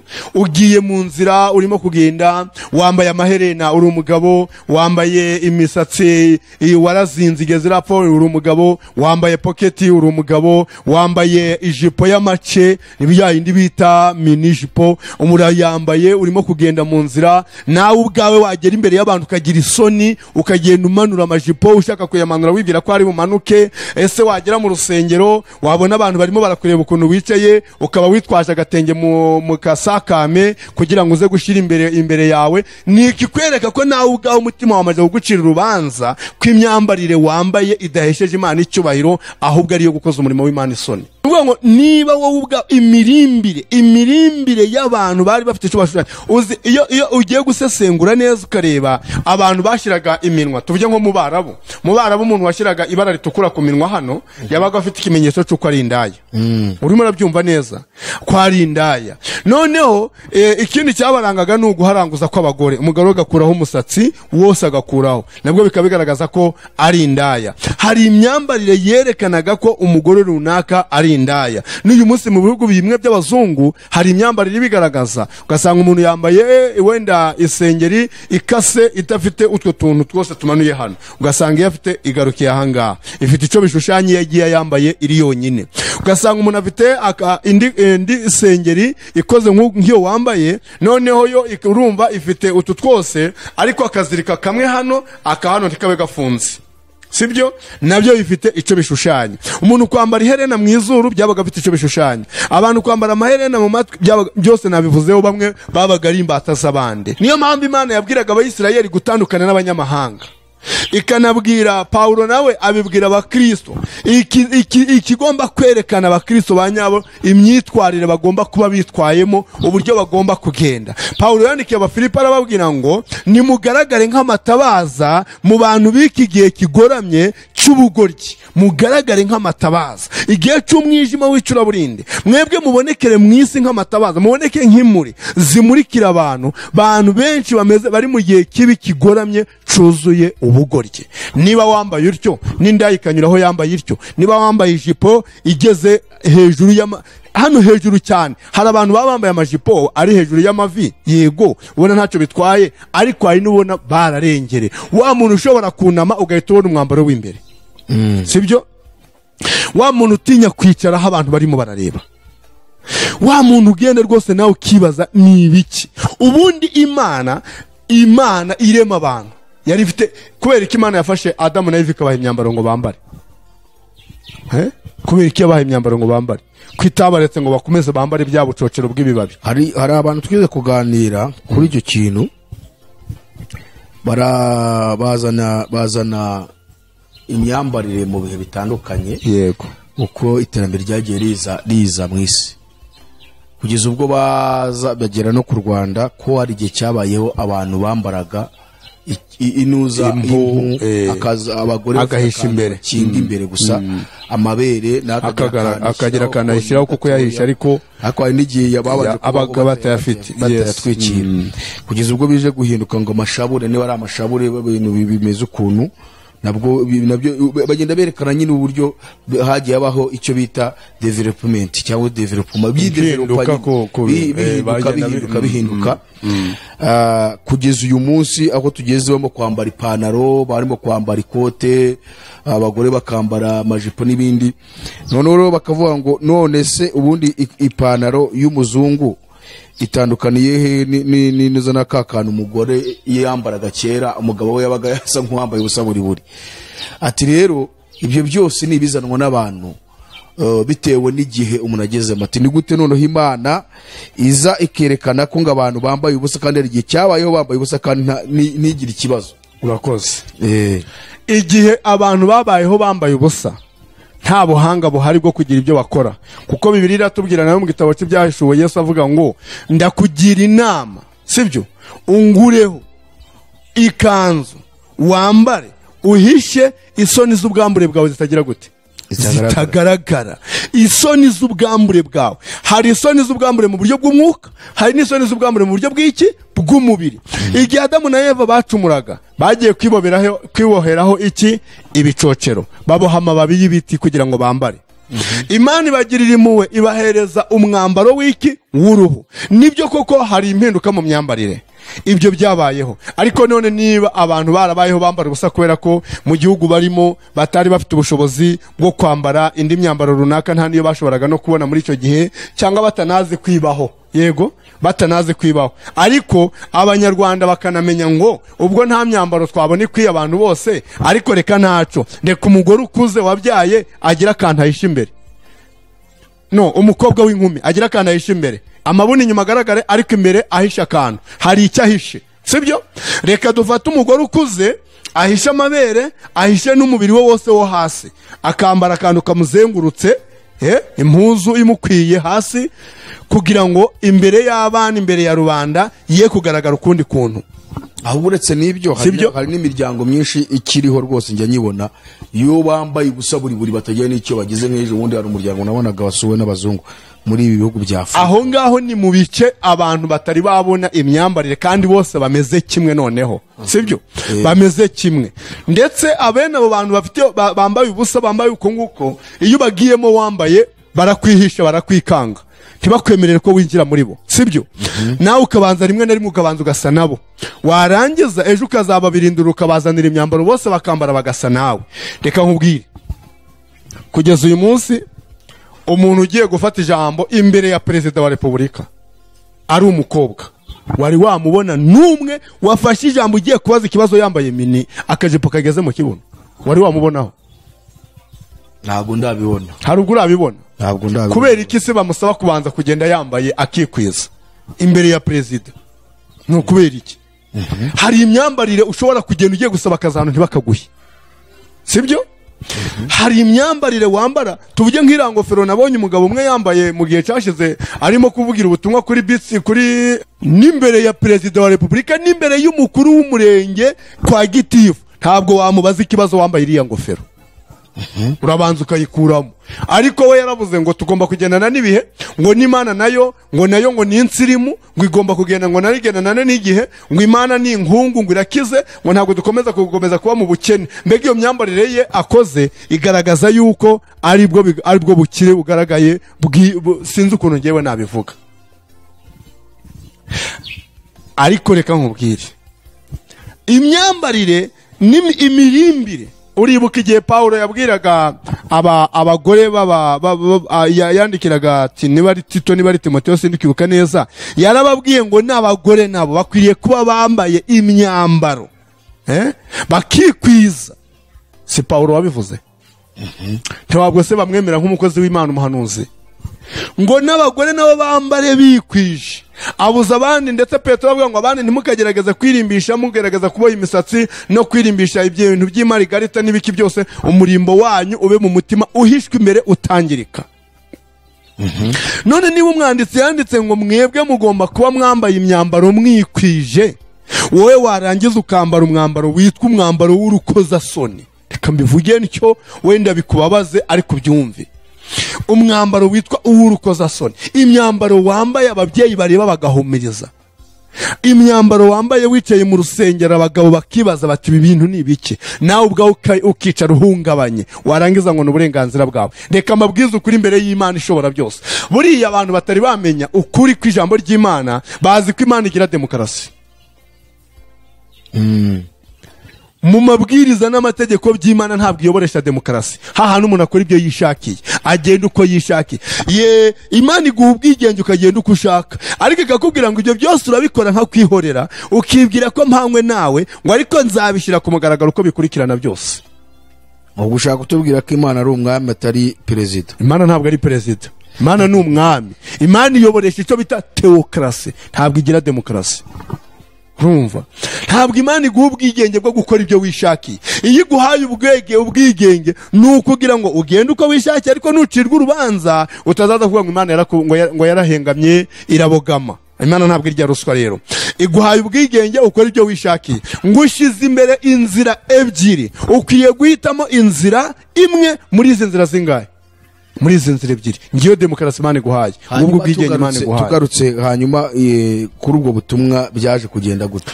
Urumva ubwo butumwa rero Imana iragaragariza abantu uburyo abantu bakwiriye kwitwara, uburyo abantu bakwiriye kugenda. Aba bantu rero bagaragaye muri ubu buryo, bafite ubuntu byo bagiye barihinduranya, bagiye biyoberanya. Nabivuzeho, Yesaya yaravuze ngo ntabwo dukwiriye gukosora Imana. Paulo abyandikira abakorino arababwira ngo uri muntu ki yewe muntu ugisha Imana impaka, uko Imana yakuremye nuko nguko, ntabwo ikibumbano cyabazwa kimumye ngo kubera iki wandemye utya. Iyo ukosoye Imana rero uba uri murayibwira, iyo ukosoye akantu kuri wowe urabwira Imana ngo kubera iki wandemye utya, kuki utanemye nka runaka, kuki utansanishije na runaka, kuki utangenjeje kuriya. icyo gihe ni ugushaka kuburanya ki Imana.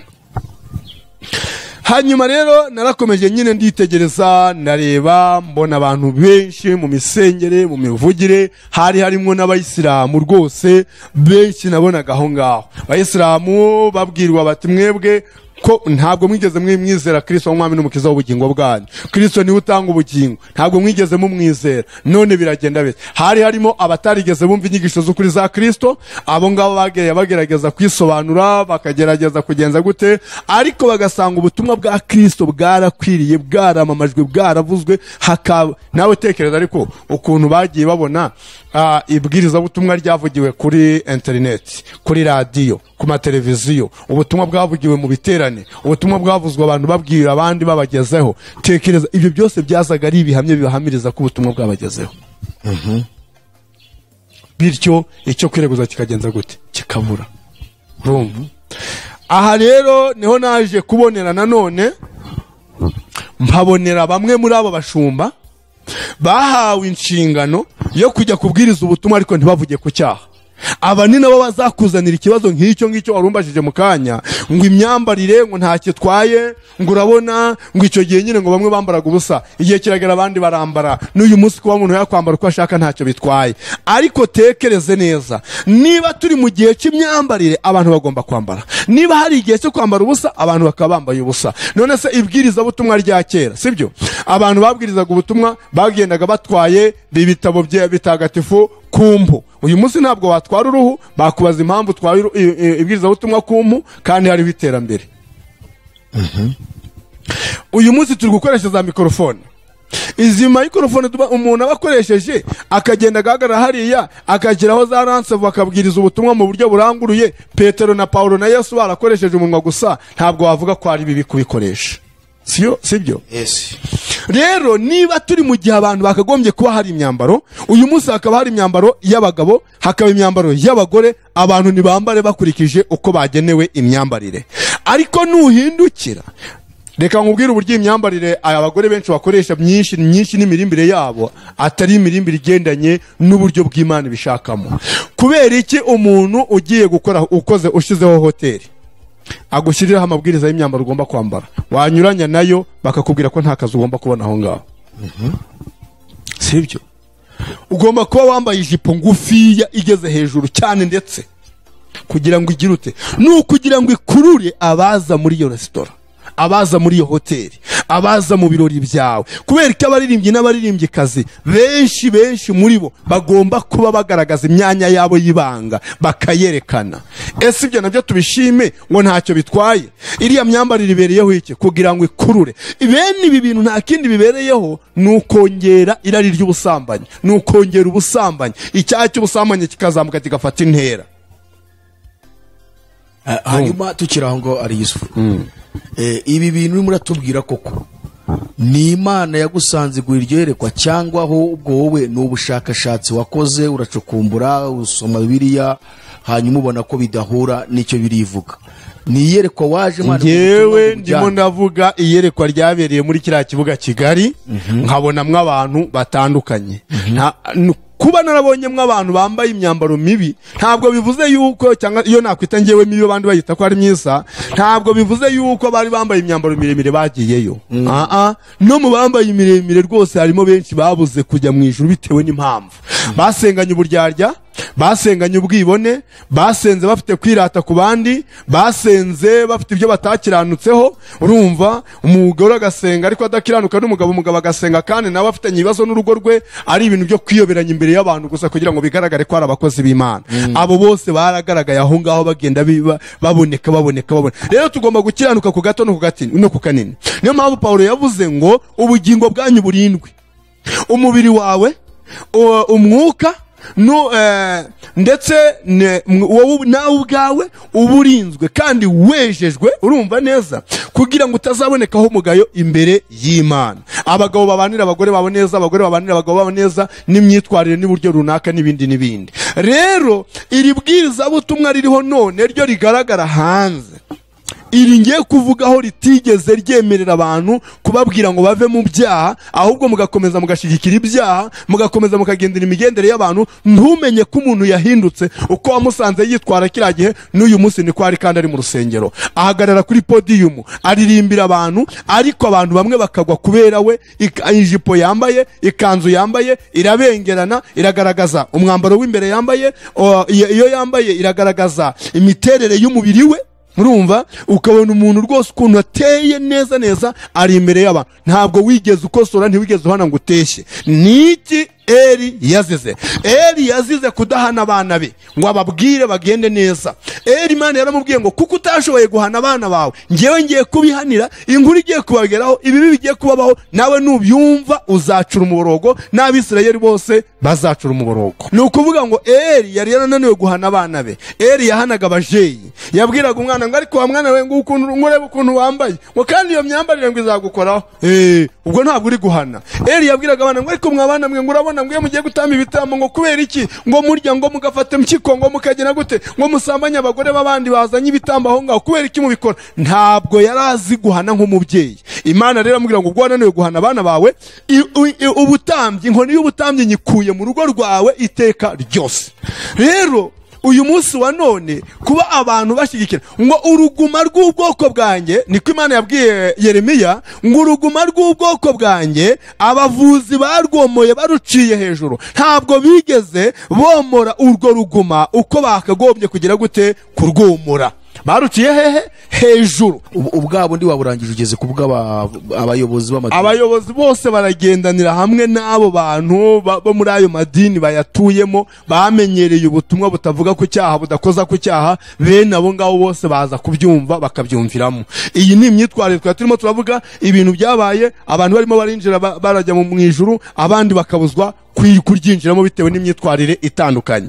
Aha rero niho navuze naboneye aba bantu, mpabonera n'abanyamadini. Imyitwarire yawe wowe ubwawe, uko wifata, uko ugaragaza icyo uri cyo, uko witwaye bigaragaza uwo uriwe. Urumva neza? Ba bantu bakakumenyera ku mvugo yawe, bakakumenyera ku myambarire. Ubwo ushaka kwerekana yuko icyo ugezeho ari uko abavugabutumwa, abayobozi b'amadini batigeze bigisha ukuri, bigatuma abantu bakomeza kwitwara nabi muri ubwo buryo. Yes. Ubwo nibyo ugezeho. Nuko nguko bimeze, baraceceka ibyaha ntibabivuge, abantu bagakomeza bakagendera mu kigare, bakagira ngo kwizera cyangwa gukizwa nuko nguko bigenda. Akumva ko kuba ari umukristo runaka, mwa bishop runaka, mwa apotre runaka, mu rusengero rwitwa runaka, mu idini ryitwa runaka, ubwo ngubwo nyine ngo nibwo akijijwe. Rero Imana yavuze ngo abo bantu bahora biteguye kubeshya, ukuri ndiko ntabwo kwitabwaho na rimwe. Bazasoma igitabo cya Yeremiya igice cya 9. Ikinyoma cyahawe intebe mu gihugu, abantu banjye ntibahwema gukora ibibi, abantu banjye ntibamenya. Urumva? Imana irababwira ngo nimwirinde inshuti zanyu, ntimukiringire abavandimwe banyu, koko rero buri muvandimwe ni umubeshyi, buri inshuti irasebanya. Imana yari irimo iravuga hano ku bwoko bwaranzwe n'ikinyoma. Urumva neza? Bazabisome bazabihasanga. Baranzwe n'ikinyoma. Abantu uruguma rw'ubwoko bw'Uwiteka bararugwomoye, aho kugira ngo barwomore mu buryo bwa nyabwo, barwomora baruciye hehe? Hejuru. Ntabwo bazi gukunyura igisebe. Nuramuka ugiye gukunyura igisebe, ukabwira umuntu ko kwambara ubusa ari icyaha, ukamubwira ko yambaye imyambarire idakwiriye, ukamubwira ngo ambara imyambaro itagaragaza umubiri wawe, itagaragaza ibice by'umubiri wawe, itagaragaza iki n'iki, azahita gucika ave mu rusengero rwawe ajye mu rundi. Uhombye iki? Uhombye umuyoboke, uhombye amaturo, uhombye icyacumyi, uhombye ibyagombye kukubeshyaho. Ibyo rero nibyo bituma baceceka. Ayo mafaranga abahuma amaso. Urumva? Abahuma amaso. Iyo bahumye amaso rero, nawe nibwo ukomeza kugendera mu kigare ngo Agakiza naka ngaka tuzajya mw'Ijuru nta rubanza, ntacyo bitubwiye tuzajyayo. Petero yarabandikiye arababwira aya magambo, ngiye gusoma mu rwandiko rwa mbere rwa Petero ku murongo waho wa 10 n'umunani ngo muzi ko atari ibintu bita agaciro nk'ifeza cyangwa izahabu byabacunguye ngo muve mu myifatire y'imbura mu maro mwatojwe na basogokuruza, ahubwo icyabacunguye ni amaraso ya Kristo y'igiciro gikomeye nk'ay'umwana w'intama utagira inenge cyangwa se ubusembwa. Urumva neza, abantu bagombye kumenya ko icyabacunguye atari ifeza, atari izahabu, atari ibindi bintu runaka. Ariko abanyamadini iyo barimo barabwiriza abantu, bababwira kuzana amafaranga n'ibyacumi, bakababwira babaka amaturo, babaka ibindi bintu bikomeye, bakabereka ko ibyo bintu ari byo biri bubazanire inyungu, ari byo biri bubazanira agakiza. Akakubwira ngo tamba igitambo kibyibushe, nawe Imana iragukorera ibibyibushe. Tamba igitambo kiremereye, nawe Imana igukorere ibiremereye. Ngo kora igikorwa kimeze gitya, ngo mese ngo kora ikintu kirakora Imana ku mutima. Imana ntabwo ihabwa ruswa. Petero arongera arandika muri urwandiko rwa kabiri rwa Petero igice cya kabiri, yandika ahereye ku murongo wa mbere aya magambo ngo ariko nk'uko abahanura b'ibinyoma badutse kera muri rubanda, niko n'abigisha b'ibinyoma bazaduka muri mwe, bazisuka muri mwe rwihishwa, bakwiza inyigisho ziyobya ngo kandi zisenya, ndetse bazihakana umugengo wabo wabacunguye, maze bidatinze bikururireho icyorezo. Benshi bazakurikiza ingeso zabo ziteye isoni. Urumva, benshi bazakurikiza ingeso zabo ziteye isoni. Pawulo yigeze kubwira abantu ngo n'iby'isoni nke mubyirinde. Harya umuntu wambaye ijipo igeze mu matako hejuru, ubwo ngubwo yirinze iby'isoni nke? Muri Isilamu habagamo ijambo rivuga ngo, intumwa y'Imana Muhammad yavuze ngo, iravuga ngo umuntu utagira isoni azagera akora ibyo ashaka, utagira isoni azagera akora ibyo ashaka. Reba imyambarire yawe nta soni guteye, imirimbire yawe nta soni iteye. Rero benshi bazikurikiriza ingeso zabo ziteye isoni, ngo bituma abantu basebya inzira y'ukuri. Urumva, bizatumye abantu basebya inzira y'ukuri Imana ibayobora. Bazasebya inzira y'ukuri Imana ibayobora bitewe n'imyambarire yawe, bitewe n'imirimbire yawe, bitewe n'imyitwarire yawe, bitewe n'imvugo yawe, bitewe n'ingendo yawe. Ibyo byose bizaba biranga uwuriwe, hanyuma bisebye inzira y'ukuri, kuko ibyo ni ibiteye isoni, niko Petero avuze.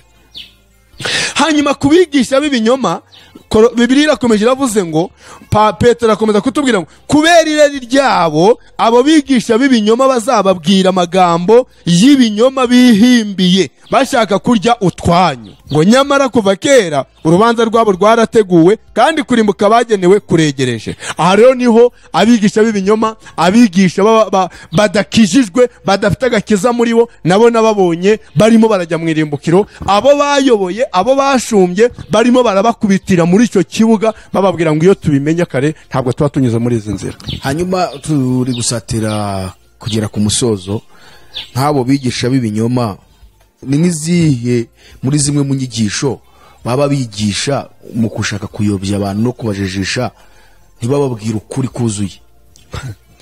Wowe urabona ntabwo bavuga nyine, ntabwo bashaka kugaragaza ukuri kwa nyako kw'ijambo ry'Imana. Ico Kristo yakoze kwari ugucungura abantu, sibyo, bakababarirwa ibyaha. Noneho wowe ntushaka kuvuga kubyerekeranye n'icyaha, sibyo? Abantu bazakomeza bigendera uko bashaka. Wowe icyakuzanye, mu gihe bari abagabo barahiraga imbere y'urya mugabo, barahiraga bavuga bati twebweho tugiye kubwiriza ubutumwa. Urumva, kandi ntabwo tuzigera na rimwe tuvuga ku cyaha. Icyo twebwe tugamije ni ugushaka inyungu ku buzima bwacu, imibereho yacu igahinduka ikaba myiza. Hanyuma kandi nituramuka tutatiriye yino ndahiro, tuzahanwe nk'umugome uwo ari we wese. Urumva, bagarahirira imbere y'uyu mugabo. Uyu mugabo akababwira ngo nimutatira indahiro, mukarengera indahiro, muzabihanirwa n'amategeko. Amategeko yavugaga nayahe? Naye arababwira ngo mugende mwe kuvuga ku cyaha, ntimuzabwira abantu ku cyaha, ntimuzigere munagikomozaho, muzareka abantu bidegembye, mubabwire ko agakiza katarebana n'ibindi bintu runaka. Urumva, mureka abantu bitwara uko bashaka, bavuga uko bashaka, bagenda uko bashaka, bambara uko bashaka, bakore buri kimwe cyose bumva bashaka. Ntimuzigere muvuga ku cyaha. Hanyuma mwebweho muzagwiza abayoboke benshi babayoboka, kugira ngo mubone inyungu, mubone ibyubahiro, mubone kumenyekana, mwamube ibyamamare. Ariko natwe tubone abayoboke bacu bazi neza ko bayoboka Kristo, nyamara Kristo atabazi, atarigeze bamenya.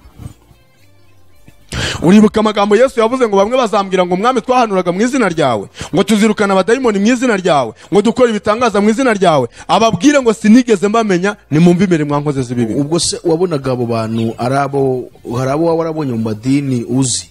benshi cyane, bamwe nagiye mbavugaho ariko bigateza ibibazo, bigateza induru, ariko narayavuze. Amadini n'abayobozi bayo, usibye amadini n'abayobozi bayo bamwe narababonye. Ngewe nabuye ko nabonye n'abantu, nabonyemwo abaririmbyi b'abahanzi barahirira imbere y'uriya mugabo bamusaba kumenyekana no kubibirangirire, bakagira ubutunzi batungano kuri iyi si, urumva. Ariko akaba harimo rero abahanzi bahanga indirimbo ku giti cyabo, bavuga ko ari indirimbo zitiriwe Imana cyangwa se nk'iz'Imana, nko mu mvugo y'abantu b'iki gihe babivugamo ngo n'iz'Imana. Yego, hariho n'abahanzi bahanga indirimbo z'isi zisanzwe, urumva. Harimwo abayobozi b'ibihugu batandukanye, harimwo abakuru b'ingabo batandukanye mu bihugu bitandukanye, abantu bose bagenda bagira imishikirano bakorana n'uwo mugabo, bakagira ibintu bakora kugira ngo babe ibirangirire. Harimo kumena amaraso y'abantu, urumva. Habamo kumena amaraso y'abantu. Hari abagiranaga nawe igihango cyo kuba hari amaraso bagomba kumena kugira ngo babe ibirangirire, bamenyekane. Ubwo harimo n'abayobozi b'amadini. Abayobozi b'amadini, umuyobozi w'idini akemera akabirahirira, kagira ibyo azakora kugira ngo abikirangirire. Abo twarababonye. Reka ngo n'amadini namenye. Reka nk'urugero ku bitangaza n'ibimenyetso bamwe bagomba gukora. Ibimenyetso n'ibitangaza aba bantu mugomba kubamenya. Umuntu wese ukora ikimenyetso agakora ibitangaza akaguhamagarira kumusanga kugira ngo wowe ukagenda hari service umwaka ukabanza ukayishura. Ugira amanzi umenye ngo uyu, icyo ni ikimenyetso cya mbere kikwereka umuhanuzi w'ibinyoma wavuye warahiriye imbere ya shitani ko atazigera avuga ku cyaha. Azakora ibimenyetso n'ibitangaza, wowe umwishure. Akubwira ku by'agakiza, akubwira ku bw'imbabazi z'Imana Imana igirira abantu, ariko akakwereka ko izo mbabazi z'Imana zidapfa ubusa. Ntabwo Imana iziguhera ubuntu, iziguha wabanje kuzigura, iziguha hari ikintu wakoze. Imana izagukiza indwara uko ari cyo wakoze, izaguha urubyaro uko watanze ibibyibushye, izagukorera ibintu, izagukiza imivumo y'iwanyu ya karande n'ibindi ari uko wabanje gutanga amaturo atubutse. Ibyo byose ari uko wabanje kubikora. Ariko bene data, iyo ni inyigisho y'ikinyoma, ni inyigisho Satani yahaye ababwiriza butumwa ba none. Barahaguruka bakagenda, urumva, akaza akagera imbere yawe agakora ibitangaza, muzababona barambura ibiganza barimo baragenda berekeza ku bantu. Muri biriya biganza byabo harimo imbaraga z'imyuka mibi. Wowe ukibwira ko ari imbaraga y'umwuka w'Imana, ukabona abagore bituye hasi, ukabona abantu barimo barikubita hasi bakagaragurika, abantu bagasimbagurika, abantu bagasemeka nk'abafashwe n'amadayimoni. Reka nkubwire ko uwo mwuka atari uw'Imana, ahubwo ni imyuka mibi baba barimo baragushyiramo kugira ngo abari aho ngaho bahahamuke. Nibamara kubireba bumve ko hari ibitangaza byakozwe n'Imana. Iyo mugiye gutura amaturo mutanga menshi, mugakora ibitangaza, mukazana ngo amashimwe, mugashimira ngo Imana, abandi bakakubwira ngo tuzagusengera by'umwihariko. Umu bishop akajya hariya ngo ngewe ngo uzazana ngo ituro ngo ngusengere by'umwihariko, bakaba bafite agaseke. Kubera ibwiriza butumwa buri gihe ribanzirizwa n'agaseke, ribanzirizwa n'amafaranga, ribanzirizwa n'amaturo. Bene data, iryo ni ibwiriza butumwa ry'ikinyoma. Iki gihe rero ntabwo ari igihe cyo kwakira ifeza n'izahabu. Umugabo witwa Petero yageze ahantu amaze kuramburira abantu ibiganza, bamaze kwakira imbaraga z'umwuka wera. Uwo bita Simoni umukonikoni wari umupfumu abwira Petero ngo ariko nanjye mwakwakiriye ifeza mukandamburiraho ibiganza, nanjye uwo ndamburiyeho ibiganza akajya yakira kuri uwo mwuka. Petero yaramubwiye ngo pfana ifeza yawe, impano y'Imana ntabwo igurwa ifeza, yewe nta n'umugabane na mutoya uhafite. Impano y'Imana n'ibigurishwa, impano y'Imana n'ibitangirwa amafaranga. Wowe wirirwa buri gihe ukeneye gukora, bakakubwira ngo kora ibi, ngo kugira ngo tugusengere, ngo banza wohereza amafaranga kuri mobile money, ngo ngewe ngo ndagusengera rwose, ngo nzakugira ikanyarira, ngo nzakugira kizabonwa, ngo nzakugira hehe, ngo ndagukorera ibi n'ibi, ngo ndakuderevora. Ngo ariko iyo deliverance ntabwo igomba gukorwa ityo. Ngo bishop ntagenda n'amaguru, apotre ntiyagenda n'amaguru, umukozi w'Imana agomba kurya inyama buri gihe. Ngo Imana ngo ivuga ngo aruko ngo profete yari inyama, bakakuzanira amasomo. Eba ibyo byose nta manyenda, byo n'ubusahiranda, ibyo ni ibintu bitemewe imbere y'Imana ishobora byose. Nuko hanyuma ubona bose bagenda bajya binjira muri wa muryango. Bo binjiraga mu muryango w'irimbukiro kubera ko ntabwo bigeze bakora ibwiriza butumwa rikwiriye. ntabwo Imana yadutumye gushaka amafaranga mu bantu, ntabwo Imana yadutumye gushaka ubutunzi mu bantu. Ububonye byaba ari byiza, ariko ntigenda ariyo ntego yawe. Intego yacu ni ukubwiriza ubutumwa bwiza abantu bagahindukirira Kristo. Avuga ngo mubahindurire kuba abigishwa banjye, mubabwire ko ubwami bw'Imana bwegereje. Ariko wowe urajya kubohora umuntu, mubwire ko ugiye kumubohora, mubwire ko uzamusengera. Muri iyi minsi hari akantu nabonye batambutsa ka video kagiye karatambuka ku macano ahantu atandukanye no ku mateleviziyo asanzwe byagiye binyuraho, bakerekana abantu no ku mbuga nkoranyambaga ahantu hatandukanye. Abagore barimo kugenda, umubishop akaboza, akabuhagira, akakuhagirira mu basura umugore, akagusirita rwose umubiri wose, akora buri hamwe hose, kuko aba bose bakuragamo imyambaro bambaye. Ako sinzi ni warakabonye. Nanjye nubona arakabonye. Urumva ibiriya bintu akubwira ngo ari kukubohora, ariko mu by'ukuri ari kukubohora. Kandi iriya deliverance avuga ko ari kugukorera iragurwa, irishurwa, mugatanga ibihumbi amafaranga menshi. Wowe hano mu Rwanda ngo kugira ngo ujye kubonana na bishop runaka bigusaba gutanga amafaranga 25 cyangwa 20. Hari utanga 10, hari utanga 5. Ngiyewe nigeze kubona aba bishop bamwandikiye rimwe gihe cyashize, munazana ikoti ngo Imana ngo yamubwiye ngo iryo koti ngo abari butwareho ngo irabaha umugisha. Ukagenda ukata agapanda ugurisha baguha 5 bagwira gute. Aba apotre bamwe hano muri aya matorero Kigali hano baguha cyangwa niwe wayatangaga ahubwo. Wowe utanga amafaranga bakaguhigisha agace k'ikoti. Umugabo yazanye ikoti rihenze arishira mu ruhame.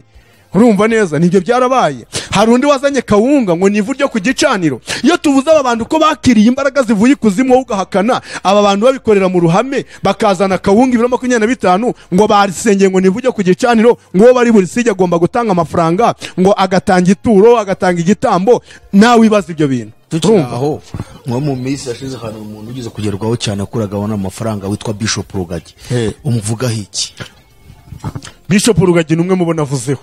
Urumva wamuvuzeho iki? Namuvuzeho mu bantu bakiriye imbaraga z'imyuka mibi. Ibyo rwose narabivuze ko reka nkubwira abantu bamwe namenye, abantu bamwe reka nongere wenda mbivugeho amazina amwe namwe nyavugeho. Hari abantu batangiye uyu murimo w'Imana bakora neza. Urugero wenda abantu bamwe bavuze cyane kuri Apostle Gitwaza. Apostle Gitwaza yari umukozi w'Imana ndabyemera, sibyo? Uko ngiyewe nabonye iyerekwa rimeze, namubonaga nk'umuntu wakiriye imbaraga z'Imana, wari ufite Imana muri we. Ariko nyuma yo kubona kwibwiriza butumwa ridashobora kwamamara, hari uburyo ye nawe ubwe yarengereye imbago kugira ngo yamamare, amenyekane ku isi yose, abigihangange, abantu bamwubahe, abantu bamukunde, abantu bamwemere. Izo mbaraga rero nizo zirimo zigenda zikoresha abantu muri nawe yararimo aho ngaho. Ubwa mbere abantu niboneye n'amaso yanjye, hari harimo abasenga, ariyo mpamvu navuze muri bariya nkavugamo basimo Imana barabumvishe, bariya muri ADPR, mvugamo bawusabwa Imana narabavuze muri ADPR. Hariho nabandi rero navuze abaririmbyi bamwe ndabyibuka rimwe ko nigeze kuvugamo uwo bita Theo, ari hano muri bizinesi bose babireba. Namuvuzeho ndi Gisenyi, abantu bari Gisenyi bo barabyibuka cyane. Namuvuzeho navuga ni uyu mugabo yatangiye neza, ariko hagejeje arimo arakorana n'imbaraga zitari iz'Imana. Urumva nyuma byaje kumuviramo kugwa, ariko muri iyi minsi numva Imana ishimwe ari kugenda agaruka mu murongo. Imana imuhumugisha ahubwo akomereze ahagejeje. Ariko nigeze kwandika ku ntuza yiwe, nyandika kuri commentaire namubwira ati ebana kabisa Imana irimo iragenda igukorera ibyiza, noneho aho bigeze wemerera Imana iyobora ubugingo bwawe, wimure shitani n'ibyayo byose muri wowe. Byanze bikunze burya Satani azagera igihe agakoza abantu isoni.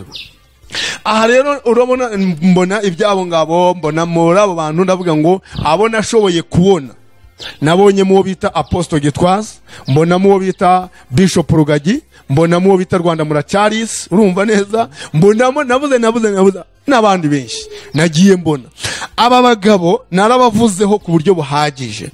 Navuga ngo izo mbaraga zoba nabonye bano abangaba, bamwe muri aba barimo bararahira, bamwe muri abangaba mvuze barimo bararahira, barimo icyo bashaka ni icyubahiro, ni ishema. Urumva neza, kurengera ijambo. Nubwo waba ubwiriza ijambo ry'Imana, ukabwiriza ijambo rya Kristo, ukavuga imbaraga z'Imana no gukomera kwayo, iyo umaze kuvuga ko wanditse izina. Ariko abantu bajye baravugisha ukuri, sibyo?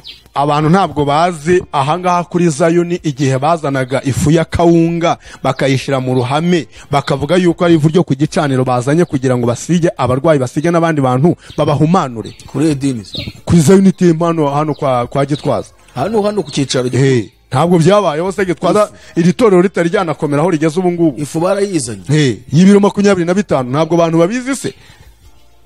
bakabishira ku gicaniro. Aba bagabo birirwa bari kubabwira ngo bubatse ngo urukuta rw'amaganya, ntabwo babaza hano i Kigali. None gushaka kutubwira ku rukuta rw'amaganya yarukuye muri Israel se rwikorera ruzana hano i Kigali, yaje rwikoreye. Tugaruke kuri rugagi. Ku rugagi buraba byose yakoraga hari izindi imbaraga zamukoreshaga. Ahubwo we manza arengeje n'abagitwaza, arengeje n'abandi bose warabarengeje. Nangwa na Gitwaza we ariyubasha agakora umurimo rwose ubona ko ayarya mu buryo bwubahitse cyane.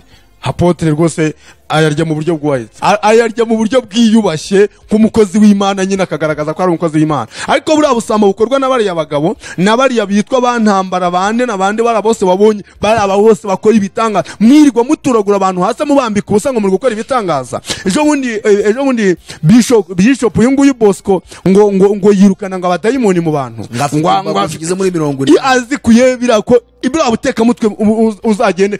Buriya hari ibintu abantu duhishwe, ziriya mbaraga zikora birabe ziyitirira izina rya Kristo, bakiyitirira izina ry'Imana kandi ari barusahurira mu nduru. Uriya mugabo reka mbabwire, ngewe ubwanjye Bishop Bosco maze kwakira agakiza, urumva ndimo ndakira agakiza, twahuriye muri ofisi ye ku Gisenyi. Nagiye mu rusengero rwiwe ndahicara imbere y'Imana ishobora byose, bampaye umwanya ngo nimpaguruke nsuhuza abantu. Ururimi rwanjye ruragobwa, kuvuga birananira pe. Narindi kumwe n'umudamu urumva witwa Kayitesi, ari ku Gisenyi, nawe yahoze ari umuyisilamukazi, aba ku Gisenyi, witwa Kayitesi. Twajyanyemo dushaka kugira ngo dushinge umuryango w'abahoze ari abayisilamu. Noneho tugerayo tugiye kurebamo n'abo bantu, bampaye umwanya wo kwivuga izina. Narahagurutse kugira ngo nivuge birananira, kandi ndi umuntu ushoboye kuvuga ngira gute Mana we, numva naricaye namubwira ati ibintu bimbayeho nibiki, urusengero ibintu nibiki. Uyu Bishop ajya kubwiriza ubutumwa, yaho muhurira ngo muri biro ye. N'uwo munsi reka mbikubwire nyine, uwo munsi kugira ngo ave kuri mimba aho yicaye ku ntebe, afite aba protocole bamutwaza Bibiliya, bakayizana bakayigeza imbere, turi kujyana. Bamara kuyihageza akajya kubwiriza, yamara kubwiriza akongera akahava akajya kwiyicarira. Ibwiriza butumwa ryabo batwazwa ibitabo, bagenda hariya bafite za protocole kugira ngo uvugane nabo birahenze, ntago bashobora gupfa kukwemerera kugira ngo uvugane nabo. Ni ego nabo bandi bose ngubwiye abo ba apotre bose, abuzuma bose bitwa ba apotre, bitwa ba bishop, abo biyita ba prophets bose abenshi uzasanga bafite aba protocole babagendaho. Ariko reka tukiraho ibyo bintu tubifate tubihuze na Yesu. Kubera ko aho none ngiye kuvuga sasa, hari ukuntu bagiye bavuga ngo umuntu yabaye umusitari. Kubera ko ari bishop ni umusitari kuko aganwa n'abantu benshi, kubera ko ari profete aganwa n'abantu benshi, kuko ari apotre aganwa ngo yabaye umusitari. Ninde musitari wabayeho nka Yesu? Icyo ni cyane. Ese ubundi ninde wakurikiwe n'abantu benshi nka Yesu? Kuko ubona no mu bibaya ndahehe yabaga ari kumwe n'abantu barenga 5,000 6 ngo babagabo gusa utabariyemo abana n'abagore bamukurikiye. None tushaka gufata icyo kintu tugisanishe n'imyitwarire Yesu imbere y'abantu bamukurikiye no guca bugufi kwe. None turebe aba bitwa ngo n'abagaragu ba Yesu, imyitwarire yabo, iki kintu wagihuza ute niba koko bari mu murongo w'Imana w'agakiza? Paulo yaravuze ngo mugere ikirenge mu cyane nkuko nanjye nkigera mu cya Kristo, sibyo? Iri bwiriza butumwa, niba Petero yarabwirije ubutumwa agakora ibitangaza, hari aho mwigeze musoma Petero bamuhaye amafaranga?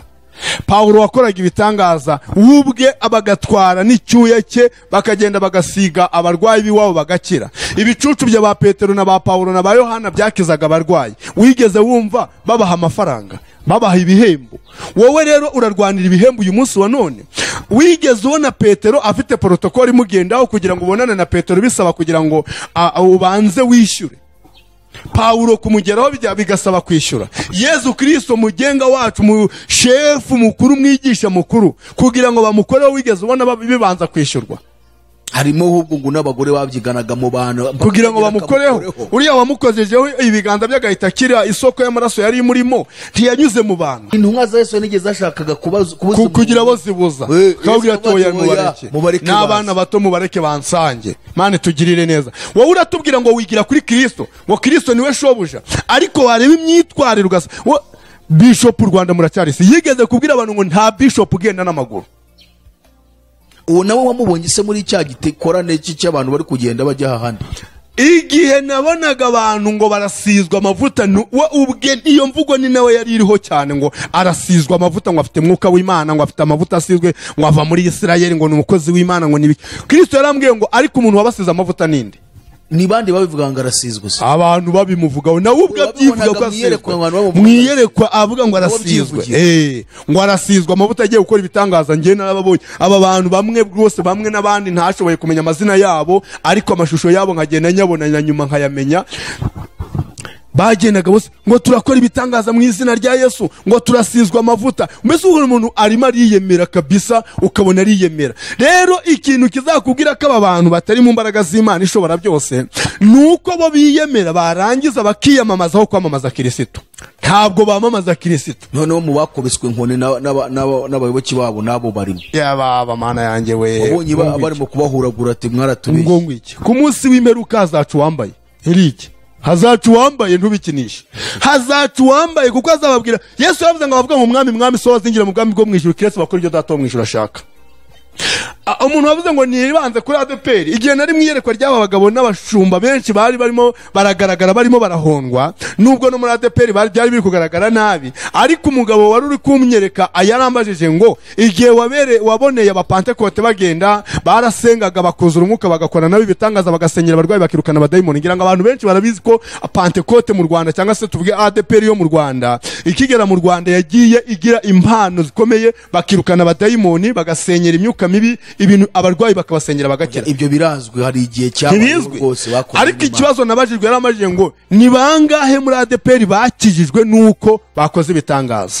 Ese abari kuzuye umunsi nibo bafite umwuka wera gusumbya bico gihe? Ni abahe bapasiteri bo muri ADPR batunze amamodoka ahenze? Wowe urakora uyu munsi cyumweru kimwe, byumweru bibiri, ukwezi kumwe, ukaba uri mu modoka ihenze, wayihawe na mwuka w'Imana. Ariko uyu munsi muri ADPR nabo barazifite. Bangahe baziheshejwe nuko ari abashumba atari ibyabo bakoze? Mbwira mu umwe. Abonzi n'abayobozi bo hejuru. Ejo bundi baziguze se bo ntabwo uzi ko bazibatse, kubera ko nabo bazibonye mu busambo. Ntabwo bazibatse. Sibo mana bamwambika amapingu se imodoka ntiyayisize nk'ari. Turabafite abavuga butumwa. Tom ntiyayisize hari. Turabafite abavuga butumwa. Zigira inshuti bayimuhaye ku mugaragaro ku manywa y'ihanga. Nanjye nabyo ndabizi. Cyo ndimo navuga nuko turi kubabona benshi bise nabo ba profete bo muri ADPR nabo bari gutunga imodoka. Ubivuze neza, barabyiyise nta wabibahaye. Ubwo n'ubusambo no muri ADPR hagiye habamo abapasiteri, twabivuzeho abapasiteri bagiye babuhabwa kubera yuko bakunzwe cyangwa bavuze neza ubuyobozi bwo hejuru, bakavuga neza ubuyobozi bwa ADPR, bakaba inkunda rubyino, bakaba inkoma amashyi. Urumva neza, bagiye bahabwa ubupasiteri, abandi bagahabwa imyanya runaka. Abo barahari rwose bashobora kubibona bitewe nuko bagiye guteka imitwe. Hanyuma rero Abudara, mu gusoza ni iki wabwira aba bantu abo bose Imana yakweretse, yaba abo watweretse mu birebana na discipline y'imyambarire n'umubiri wabo ko bawufata, yaba ari n'abo bayobozi b'amadini uburyo bazanye ubuyobe bwinshi cyane bitewe n'inyota y'ibyisi? Hari ijambo Yesu ndiyumva ari we warivuze muri Matayo 6:24 ahavuga ngo nta ukeza abami babiri, kuko umuntu yakunda umwe akanga undi, cyangwa se yasuzugura umwe agakorera undi. Aravuga ngo ntimubasha gukorera Imana n'ubutunzi. Iryo jambo ndigezeho rintera ubwoba. Kuba Yesu ataravuze ngo ntimubasha gukorera Imana n'ibyisi, ahubwo yaravuze ngo ntimubasha gukorera Imana n'ubutunzi. Bivuga ngo umuntu wese ushaka gukorera Imana, kuba umugaragu w'Imana, abanza gutera ibyisi umugongo, agomba kubanza akareka irari ry'ibyisi, akareka irari ry'ubutunzi, rikabanza rikamukamukamo, ryamara kumukamukamo akabona kuba umukozi w'Imana. Na Pawulo niko yavuze ngo umwepiskopi wa nyawe mu bintu agomba bimuranga agomba kuba ari udakunda n'impiya. Yewe umva, hari Bibiliya ivuga ibintu byinshi. Hari naho Pawulo yageze mu Rwanda kwandikiye Timoteyo igice cya 6 umurongo ndumva ari uwa 6 n'ubundi, aho yanditse aravuga icyo akora kuko kubaha Imana iyo gufatanije no kugira umutima unyuzwe bivamo inyungu nyinshi, ngo kuko gukunda impiya ari umuzi w'ibibi byose. Bivuga ngo umuntu wakunze amafaranga ushaka ubutunzi, hari umuzi uhita umumeraho, ngo kandi uwo muzi ibiwuzaho byose ngo ni bibi byose. None ni iki wabwira aba bantu Imana iyo yakwerekeye ikakwereka ibyo barimo naho barimo barajya n'iherezo ryabo? ahari wenda niba koko bashaka ubugingo nk'uko uvuze ngo wari kanaka nzi kera wari umuntu muzima koko, wenda akaza guterwa n'iryo rari, wenda hari yakumva akigarura. Niki wasoza ubabwira ko turasatira umusozi igihe cyabaye kirekire? Ngira ngo wenda urumva ubutumwa nubwo twabuvuze nabwo bura mu ncamake ntabwo twabuvuze bwose. Nusu burageze ngo twabuvuze ntabwo twabuvuze, nyine biri gucungana n'igihe nyine kiri kuba kirekire. Ariko reka nkubwize ukuri, sibyo? Ngewe mwihishurirwa narabwiwe ngo ubwami buramutse bwifatanyije n'ubutambyi, ubuhanuzi bukivanga n'ubwami, ibintu biba byazambye. Iyo umwami amanutse gukora ibyo atagagombaga gukora, ibyagombye gukorwa n'umutambyi bigakorwa n'umwami, ibintu biba byapfuye. Iyo umutambyi agiye gukora ibyagombye gukorwa n'umwami, ibintu biba byapfuye, sibyo? Nuvuga ngo niba umuntu agiye gukorera Imana akavuga ko abaye umukozi w'Imana ariko agashirwaho n'utabifitiye uburenganzira, urumva neza?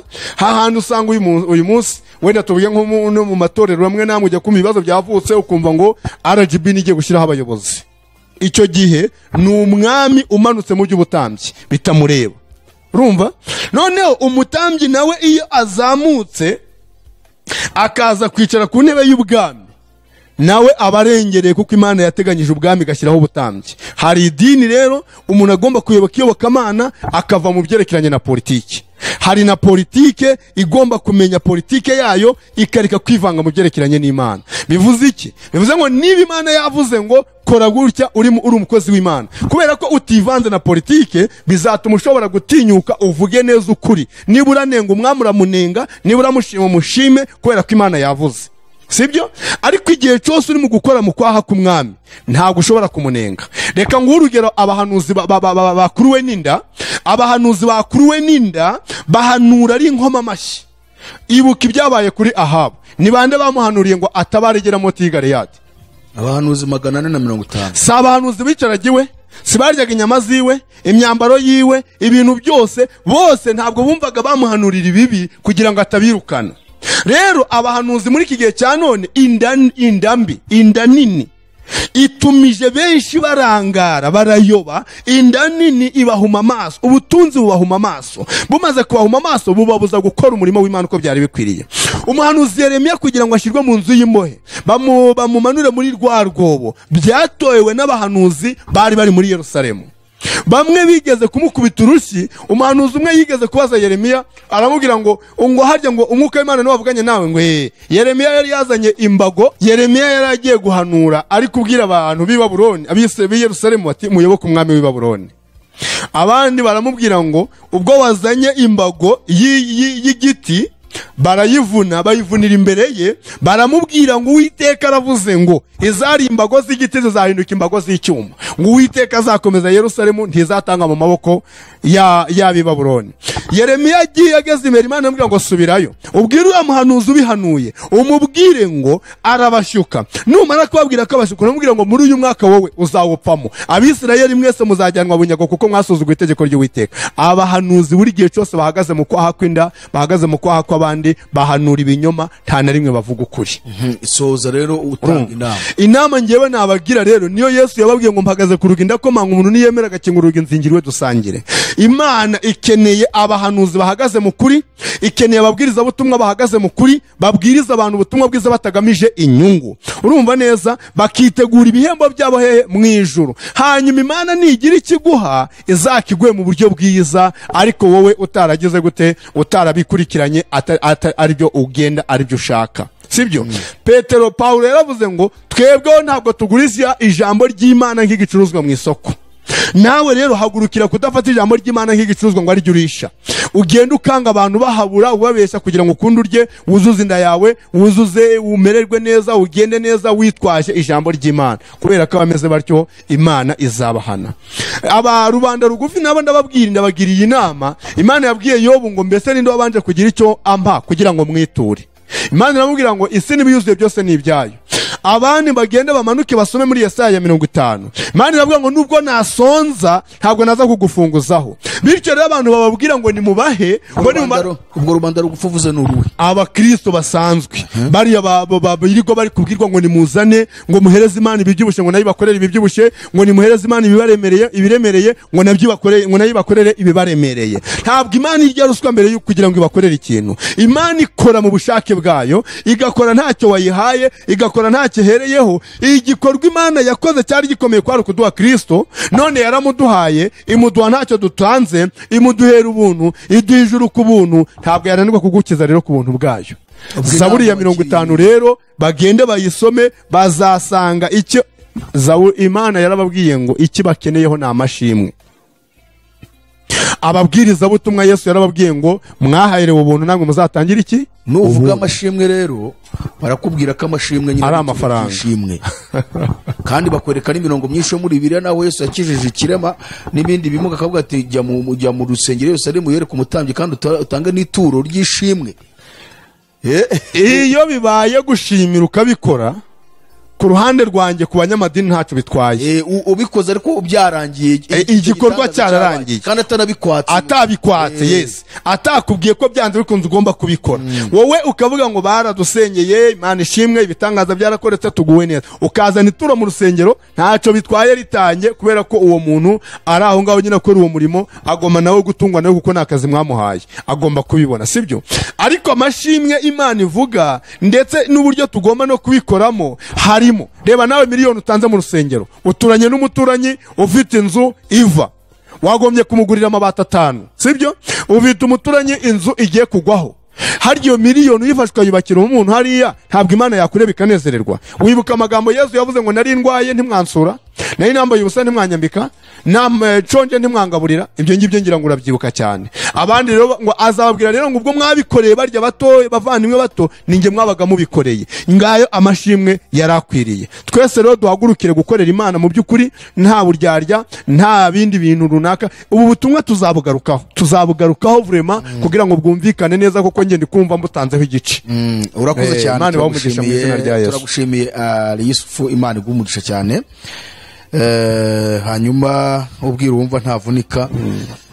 Ngira ngo mu gusoza kugira ngo dusenge watanga adresse yawe kubera ubutumwa urimo uratanga. Hari abantu benshi bashobora gukenera kugira ngo ubahe izindi nama cyangwa se bafite nabo bindi kindi gitekerezo bakugezaho no iby'urugendo no gufashanya.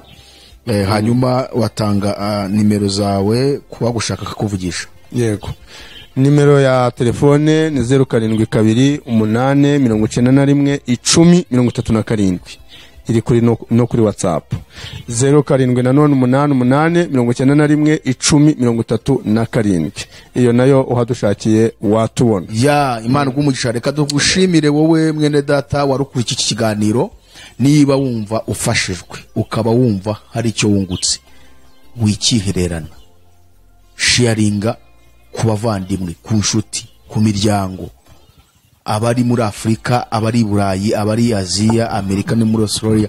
Ahantu hose ufite inshuti musharingire, urebe ko nawe wamuvana mu butware bwo mwijima, hanyuma twese tuzahabwe ingororano n'umwami wacu. Mugubwe neza, Imana ikomeze kwishurira mu butumwa bwiza mukomeza kumva kuri AYALONI TV. Mugire ibihe byiza.